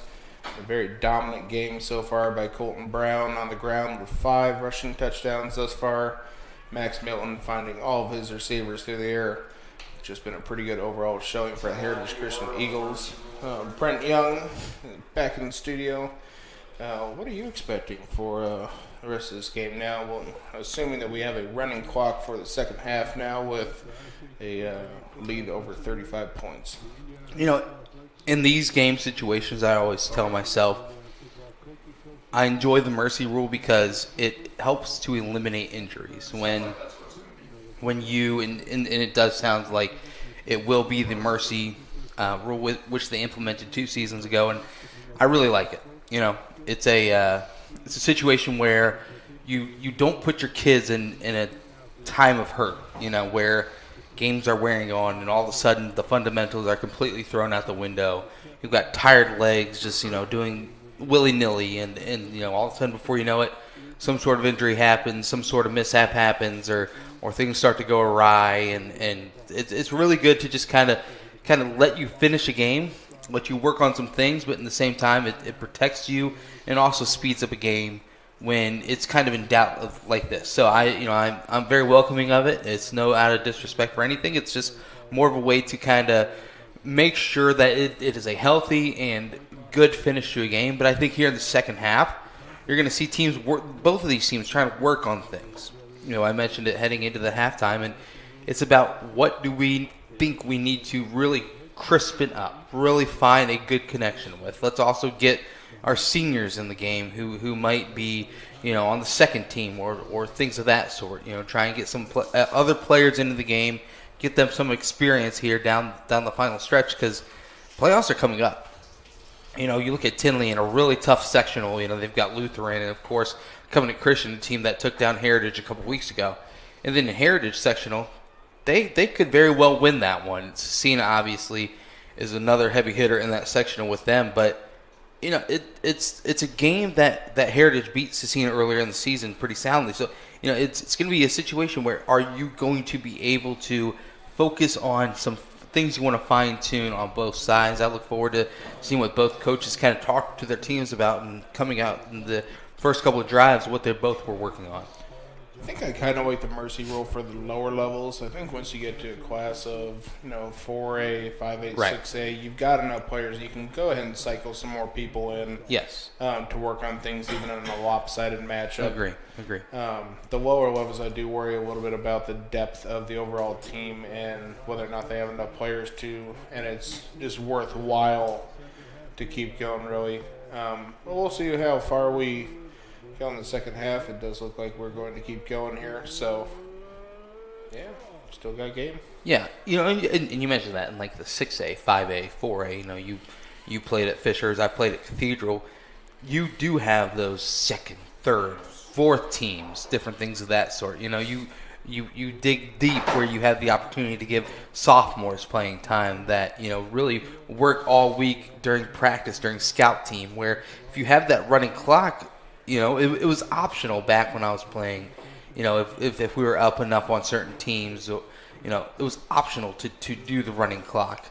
If you want to get everyone into the game, you might not instill that running clock until the fourth quarter. You might try and get everyone cycled through and make sure they get a couple snaps out there. So, yeah, I agree with you at the higher level, but with this for Heritage and with Tinley, you've got a lot of players both playing both ways. Heritage, the same thing. So, you really think about health, especially at this point, heading into the latter part of the season. The last thing you want is a game that just wears on, and then before you know it, something happens, and it's just a freak accident. So, it's a situation where you're also able to work on things and, see if, hey, maybe this young sophomore, young junior has really been showing out in practice recently. Let's give him a look, see if we can't use him the rest of the way. Yeah, looking at quarterback Kyle Antoine, that might be an option for Heritage Christian to go ahead and plug in a little bit. Yeah. Get him some experience because obviously Max Milton will graduate after the year, and Antoine will probably be the one who takes over there. But we're going to go ahead and cut to a quick break, and then we'll be back for the beginning of the second half. You're watching Heritage Eagles football on Indiana SRN. More fixing, more finding, more being original.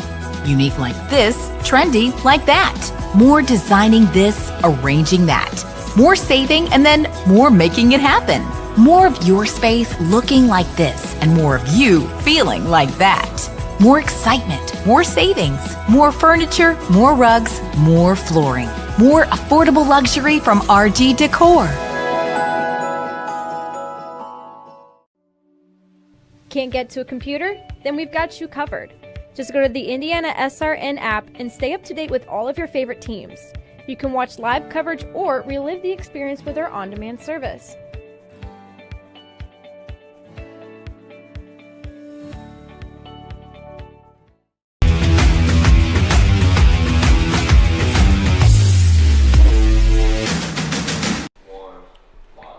Back for the start of the second half here on Indiana SRN. Brent Young and Trevor Brooks. And Trevor, as you mentioned, before we cut off to break, Kyle Antoine, you see him out on the field right now, loosening that arm. Would imagine we will be seeing him quite a lot here in the second half. It will be Tinley receiving the ball as they kicked off to begin the game. Passes from Antoine look pretty crisp. Looks like he might have a bit of an arm on him. It'll be a chance to get a good look at what Tinley can do here in the second half. And, you look at some of the plays that quarterback Antonio Robinson was able to make. He was able to do some things, It looked like he had that one play where he scrambled around, maybe wanted to throw it away, but he still was able to elude a big loss, picked up some gains, had that long pass, long touchdown completion to his big play receiver, Jaden Pinkston. Getting a flow going could be really big here in the second half for Antonio Robinson. Yeah, no, I think the biggest thing for him was just that he needed time to throw, and the couple times that he got just enough time to throw, he threw it up close enough to the area for his receiver to go up and make a play for him. He has decent-sized receivers. You just got to go ahead and allow for them to have the opportunity to make those plays. as we get ready to start the second half.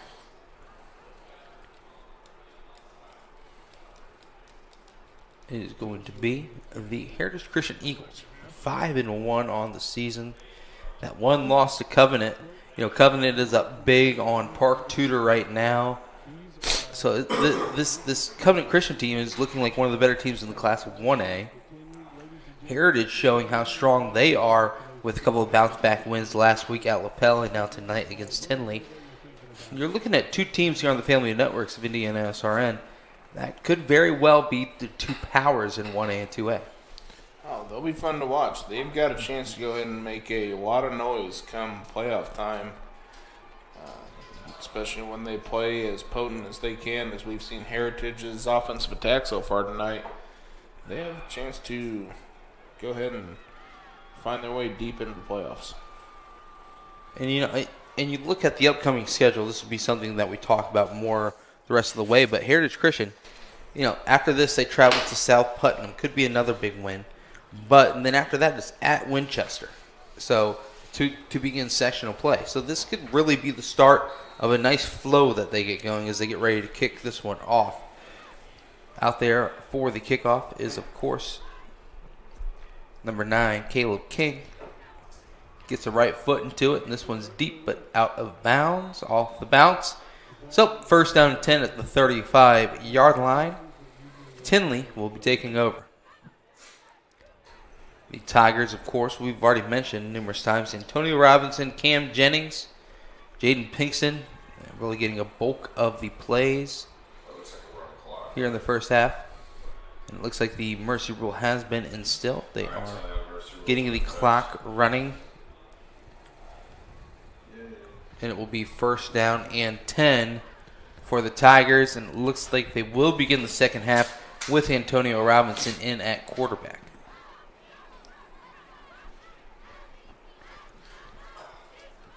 That first half took about 2 hours, Trevor.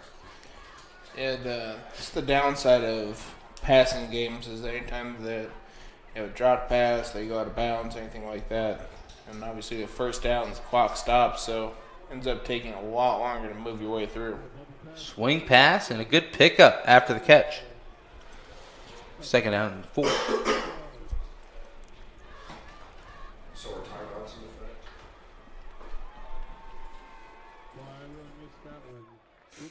Second and 5 for Tinley.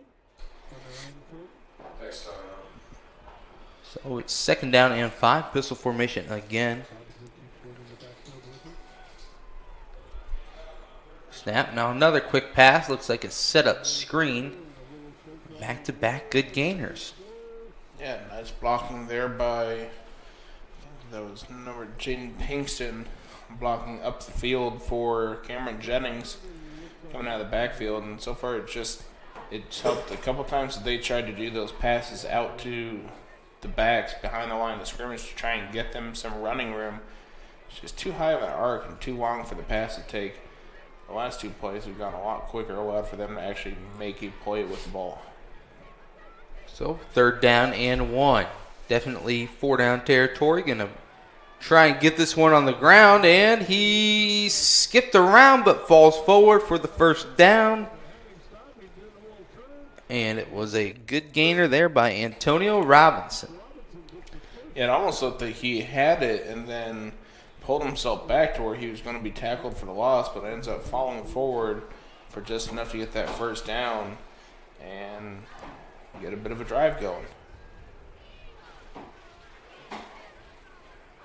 Next up, it'll be first down and 10. Shotgun, pistol, quick flip out, as you mentioned, gets out there. And now Pinkston again with some yards after catch. That time Cam Jennings going ahead and leading Pinkston with a block outside to go ahead and free him up for about an 8-yard gain there.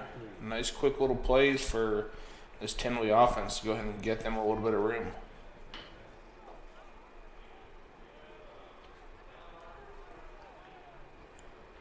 And now second down and short. It will be shotgun formation again. Snap, looking to pass, fires it out. This one is caught again. You know, That's going to pick up the first down. This is the rhythm that we mentioned. Antonio Robinson. Pitch, catch, pitch, catch, pitch, catch. 3 for 3. Yeah, no, nice, easy, quick throws for him. It's just a matter of him being accurate and throwing a bit more of a zip onto his passes. So far, he's been able to go ahead and get going. First down and 10. Across the 50. Now play action fake. Over the middle, and it falls incomplete. So it'll be second down and 10. I think he just tried to zip that one into a little bit too tight of a window with decent coverage by the second level of the Heritage defense, able to go and break that one up there.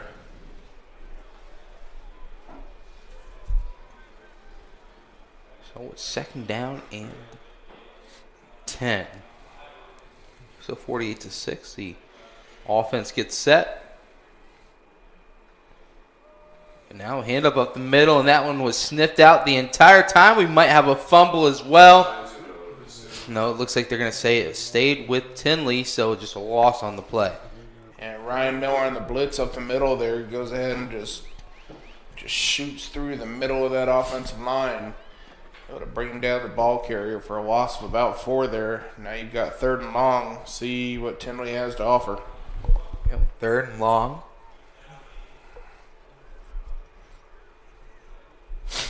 Couple plays, couple movements. Pistol formation again. Snap, looking, and keeps it. Some space to shimmy, but swung down, maybe back to the original line of scrimmage. It'll be 4th down and about 10. Yeah, he got back a little bit of yardage, but nowhere near what he needed to go. You'd assume that they'll probably try to go for it here. Yep, I would imagine.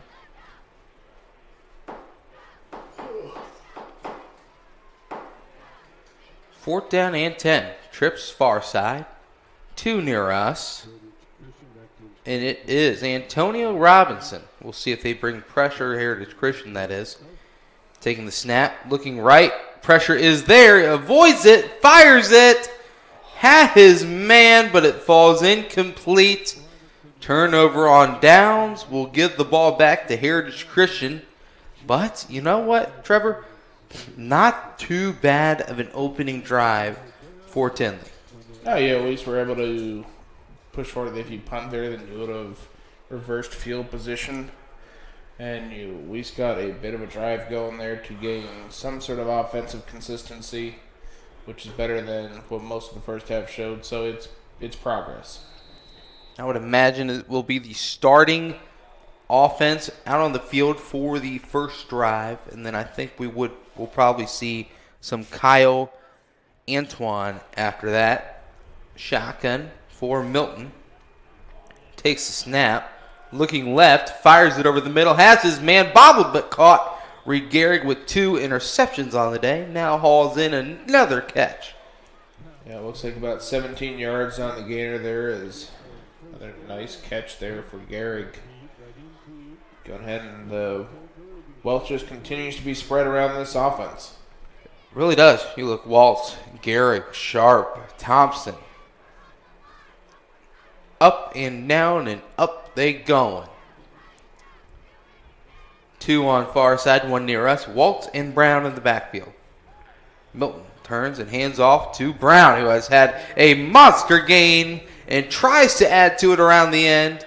And another big pickup. Man, oh man. How now, Colton Brown? Yeah, about 19 yards on the gainer there. And again, down the field, blocking from the whole way. Gary Sharp, one of the top receivers for the team. Just good, solid overall team play that Heritage has displayed throughout the evening. First down and 10, just outside of the red zone again. Colton Brown has been spectacular. This time, handoff is to Brown again. And you know what? You got to look at that. Alex Smith Jr., 5 sacks on the year. Comes off the edge again. It's got to be his second or third tackle right at the line of scrimmage or for loss. He's done a great job getting into the backfield. Yeah, nice job there by both him and Joe Phillips collapsing the left side of the offensive line to go ahead and get Brown down before he can get his head of steam that he's had through most of the evening and find a way to bring him down for a very minimal gain.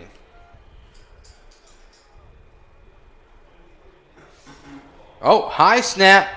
And that is Antoine who's in. Antoine can't find the ball. And it will be recovered by, I believe it's Tinley. It will be recovered by Tinley. So they brought in the new quarterback, Kyle Antoine. Snap too high. And a turnover. Gives it back to Tinley. And just like that, you have something else to work on at the next practice.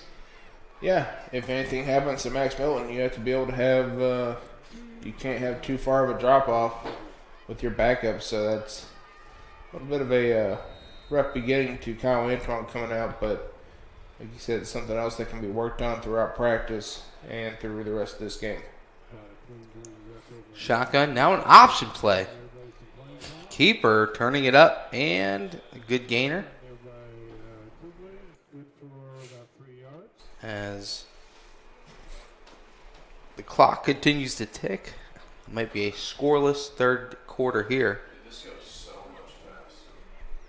And it might be, it's crazy because in that first half, it was, I'll say it after this first run. 2 receivers and quick pitch out to the right side, sniffed out the entire way. There he is again. We've mentioned him a couple times. Actually, I believe that's the backup that was in there. Yes, it was. Great job by Caleb Policanda coming through off the end and grabbing him in the backfield. But in the first half, it was Brown. 5 rushing touchdowns. It's something that I'm going to talk about for a while. That is impressive. And also, I did it to that song. Down, down, down, down, down. Did you notice that? You're muted. Third down. Flinging it out right side. Looks like it's going to be caught. I was just very excited when that many Browns matched the amount of downs. Jim Brown is currently rolling his eyes, however hundreds of miles he is away from here. He is listening, though. All of these alludes. Yes, Jim Brown is our celebrity listener this evening. Don't check his Twitter or anything else for any comments on this game, but we promise that he is currently listening to this game. It is Jimmy Brown. We have a different celebrity listener for each game that me and Brett do. High punt. This one is a booming punt. Wow. It did go into the end zone for a touchback, but that was impressive. Yes. Got a big boot into that one. It'll be Heritage Christian taking over. That is one of those steel-toed boot punts right there. I've been wondering. Yes. And that he must have made a change in shoe apparel at the half because he was not kicking like that before. Inertia.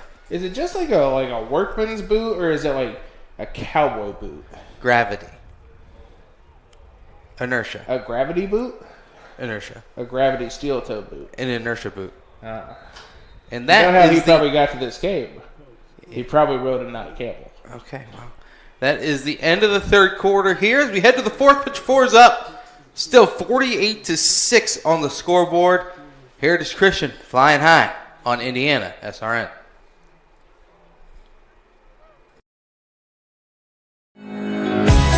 More fixing, more finding, more being original.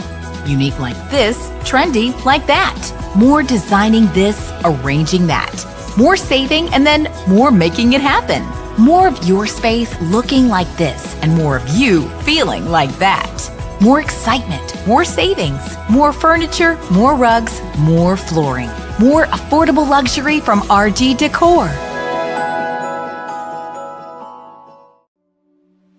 Can't get to a computer? Then we've got you covered. Just go to the Indiana SRN app and stay up to date with all of your favorite teams. You can watch live coverage or relive the experience with our on-demand service.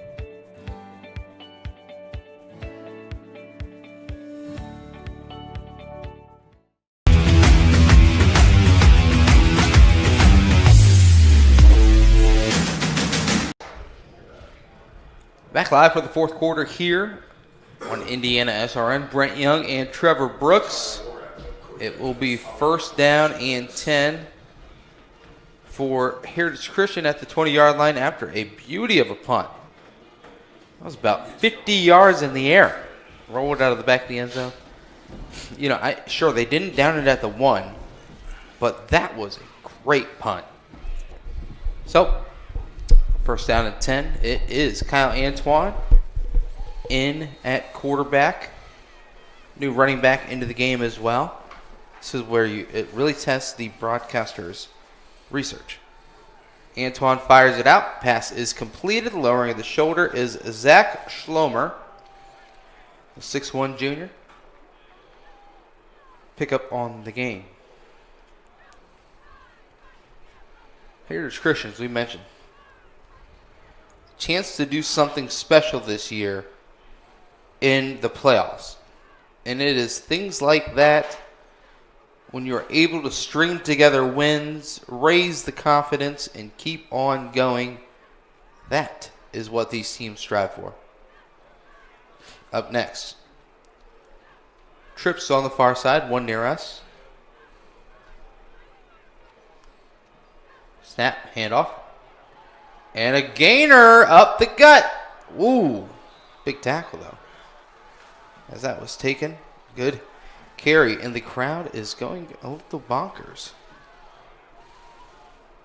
I don't know if anybody else just got that while they're listening to the broadcast, but Zach Schlomer just came to give a chest bump to our new running back, and I guess our new running back was not expecting said chest bump as he went collapsing to the floor. Sam Garvey, who plays, the young sophomore, plays O-line and linebacker normally. He is in there as the power running back.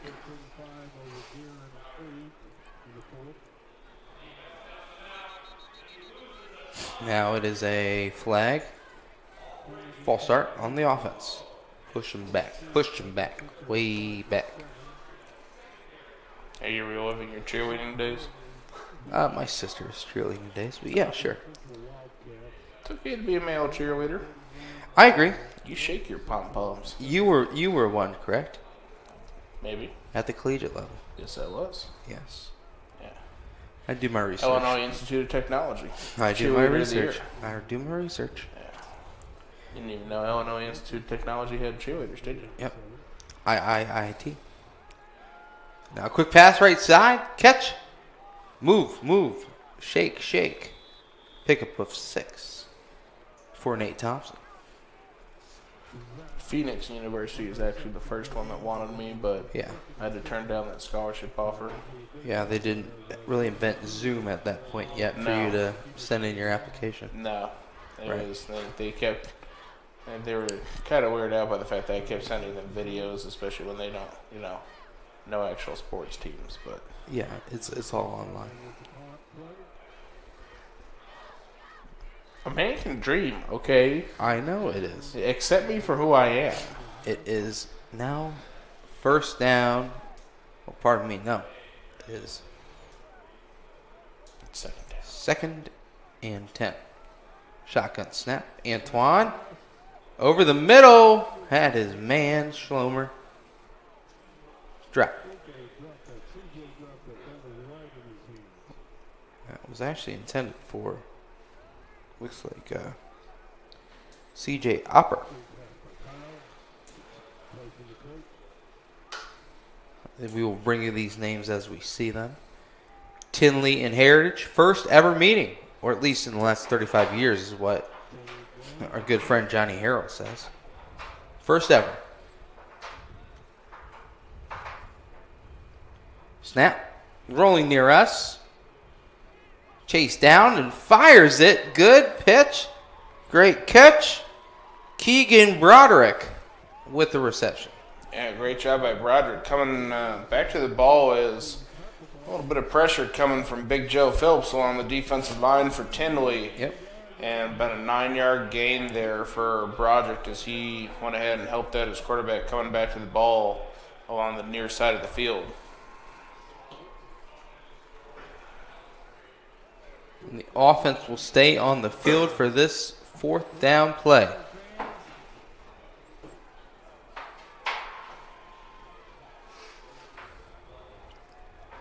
Hike up the middle, and he gets stalwarted. We'll see if he got the first, and it will be. Yeah, he took a bit of a lick there, but not before he gained some momentum to get into new first down, and clock keeps running while Heritage keeps driving. This is just how football should be played. First down and 10.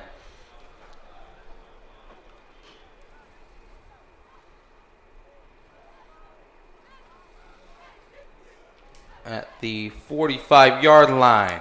Handoff. Woo! Carries him for a yard. I think Garvey knew that he was in line for piggyback duty tonight as well, but goes ahead and carries the defensive lineman there for about a yard and a half. Joseph Glenn and Alex Smith Jr. They are juniors and sophomores. These guys can play. The defensive ends on that Tinley defensive line. I like the way that they have shown themselves, especially as the game has worn on. Second down, 9. Snap. Looking. Fires. High. Completed. No. That one was attempted for Austin Yates. Antoine stayed in the pocket there, and so that he would have enough time to allow his receiver to develop his route. Hit his man in the hands, but just fell incomplete as he took a lick in the backfield. Good job, though, maintaining his pocket, giving his receiver a chance. Third down.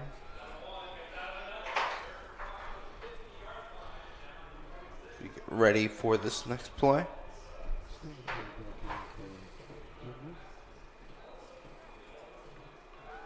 Now rolling out to the right side. Antoine fires it, and another low pass. Looks like this one was hauled in. Yes, it was. By Austin Yates. Another nice job on a bit of a low pass, but that was going to be the only person who really had an opportunity to catch the ball on the pass from Antoine, but he found Yates low and away, and Yates able to make a nice catch to bring that one in for the new first down.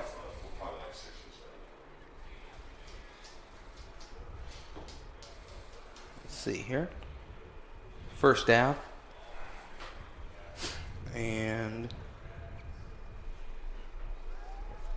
looking left over a little bit too high. That's going to fall incomplete. I think Keegan Broderick needs to. I wonder if he's ever seen the movie The Replacements. He might need a little bit of stickum on his hands. Right. Just a couple great routes that he's run. Just had 2 passes now. Just sneak through his hands there.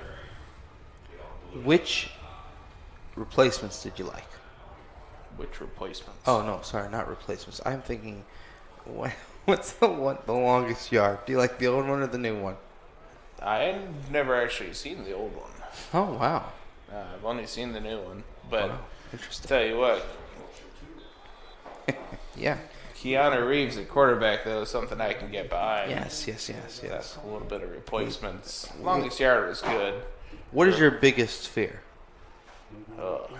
On the Quicksand. field. On the field. Quicksand. Oh, yeah? Yeah. Mine's spiders. Oh. Spiders on the field. There's no spiders on the field. My biggest fear is spiders on the field. Good movie. Third down. 7. Looking left. Firing left. Oh.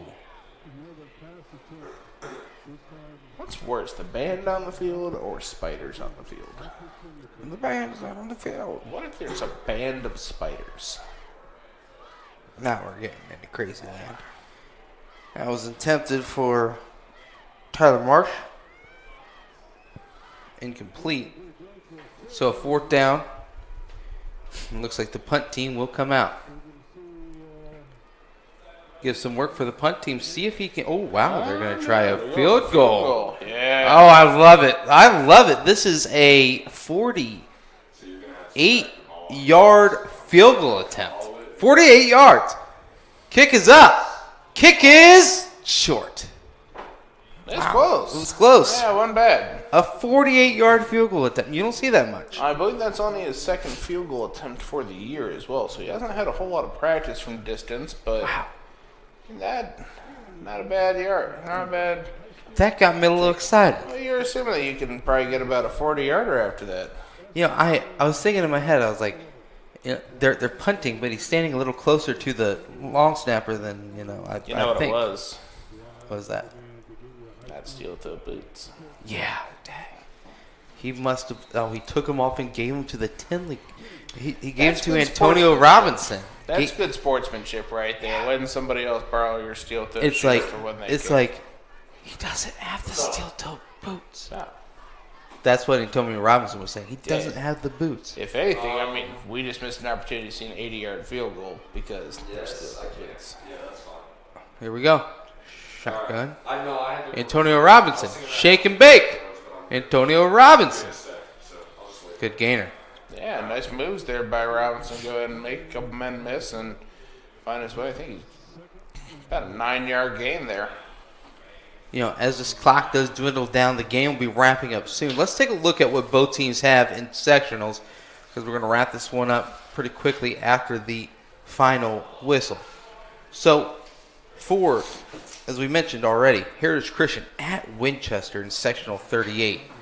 You look at that to be an opportunity for a big game, a win hopefully, and continue moving on forward. And then for Tinley at Sheridan, that could be obviously a tough task for them going up against the historic Sheridan team, but still one that they could possibly win. Tinley, though, you look at that sectional 46, you're talking Covenant Christian, who beat this Heritage team. You're talking the number one team in the class of 1A and Lutheran as well.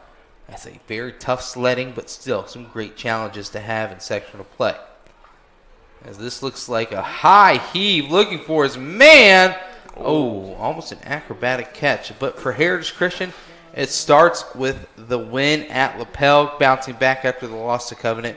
A win here against Tinley, and then at South Putnam as well. Just trying to string together wins heading into the playoffs. And it looks like this might be all she wrote. I'm not sure. As there is a pause, and there might be, yeah. There is. Down on the wide receiver who went down for the play. Looked like he maybe a little bit of turf toe. Yeah. We,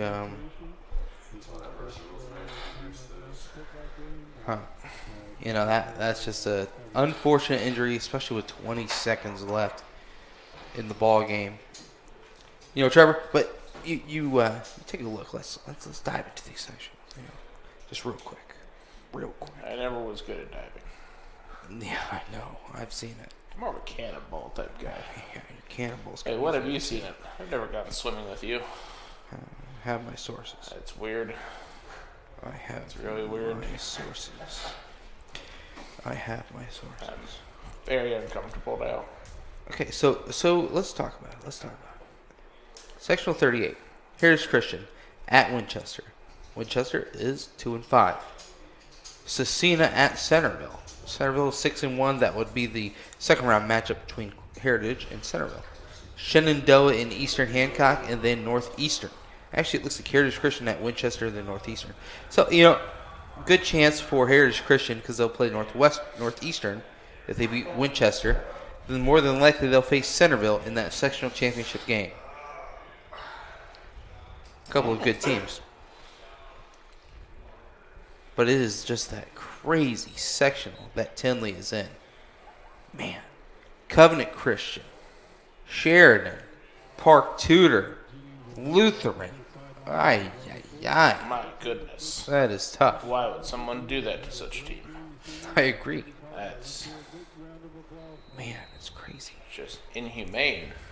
You know, you said it. I agree.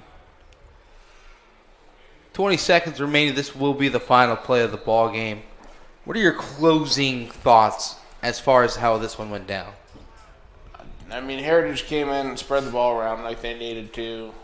They came in, got their work done, had a few miscues that I'm sure that the coaching staff will go ahead and re-emphasize that they need to get it together on those, regardless of what opponent they are playing. And I mean, Tinley, like, you've got a very nice defensive line. Yep. I think you just have to go ahead and find some way to maintain some offensive drives, right, to help get that out, get that defense off the field for a little bit of rest, and give your team a bit more of a chance. Yeah, I think both sides really have the ability to get things heading in the right direction. I think both programs are under the tutelage that can get things heading in that right direction as well. You know, we haven't mentioned it enough, but you know, first year head coach over at Tinley, you know, it's going to be something that Melvin Graham takes this program and really puts his system and puts his culture into it. And it'll be exciting to see how the Tigers project out after here. But this is a special season for Heritage Christian. The Eagles get another win. They move to 6-1 on the season. Final score of 48-6. Anything before we head on out, Trevor? Nah, it's been a nice game working with you and nice showing by Heritage Christian tonight. Big time win for the Eagles. Next week at South Putnam. And of course for Tinley, it is at Indianapolis Emmanuel. And then after that, tournament time here in the state of Indiana. But one last time. Final score, Heritage Christian 48. The Tinley Tigers 6 for my broadcast partner and really good friend, Trevor Brooks. I am Brent Young. Thank you very much and have a fantastic weekend.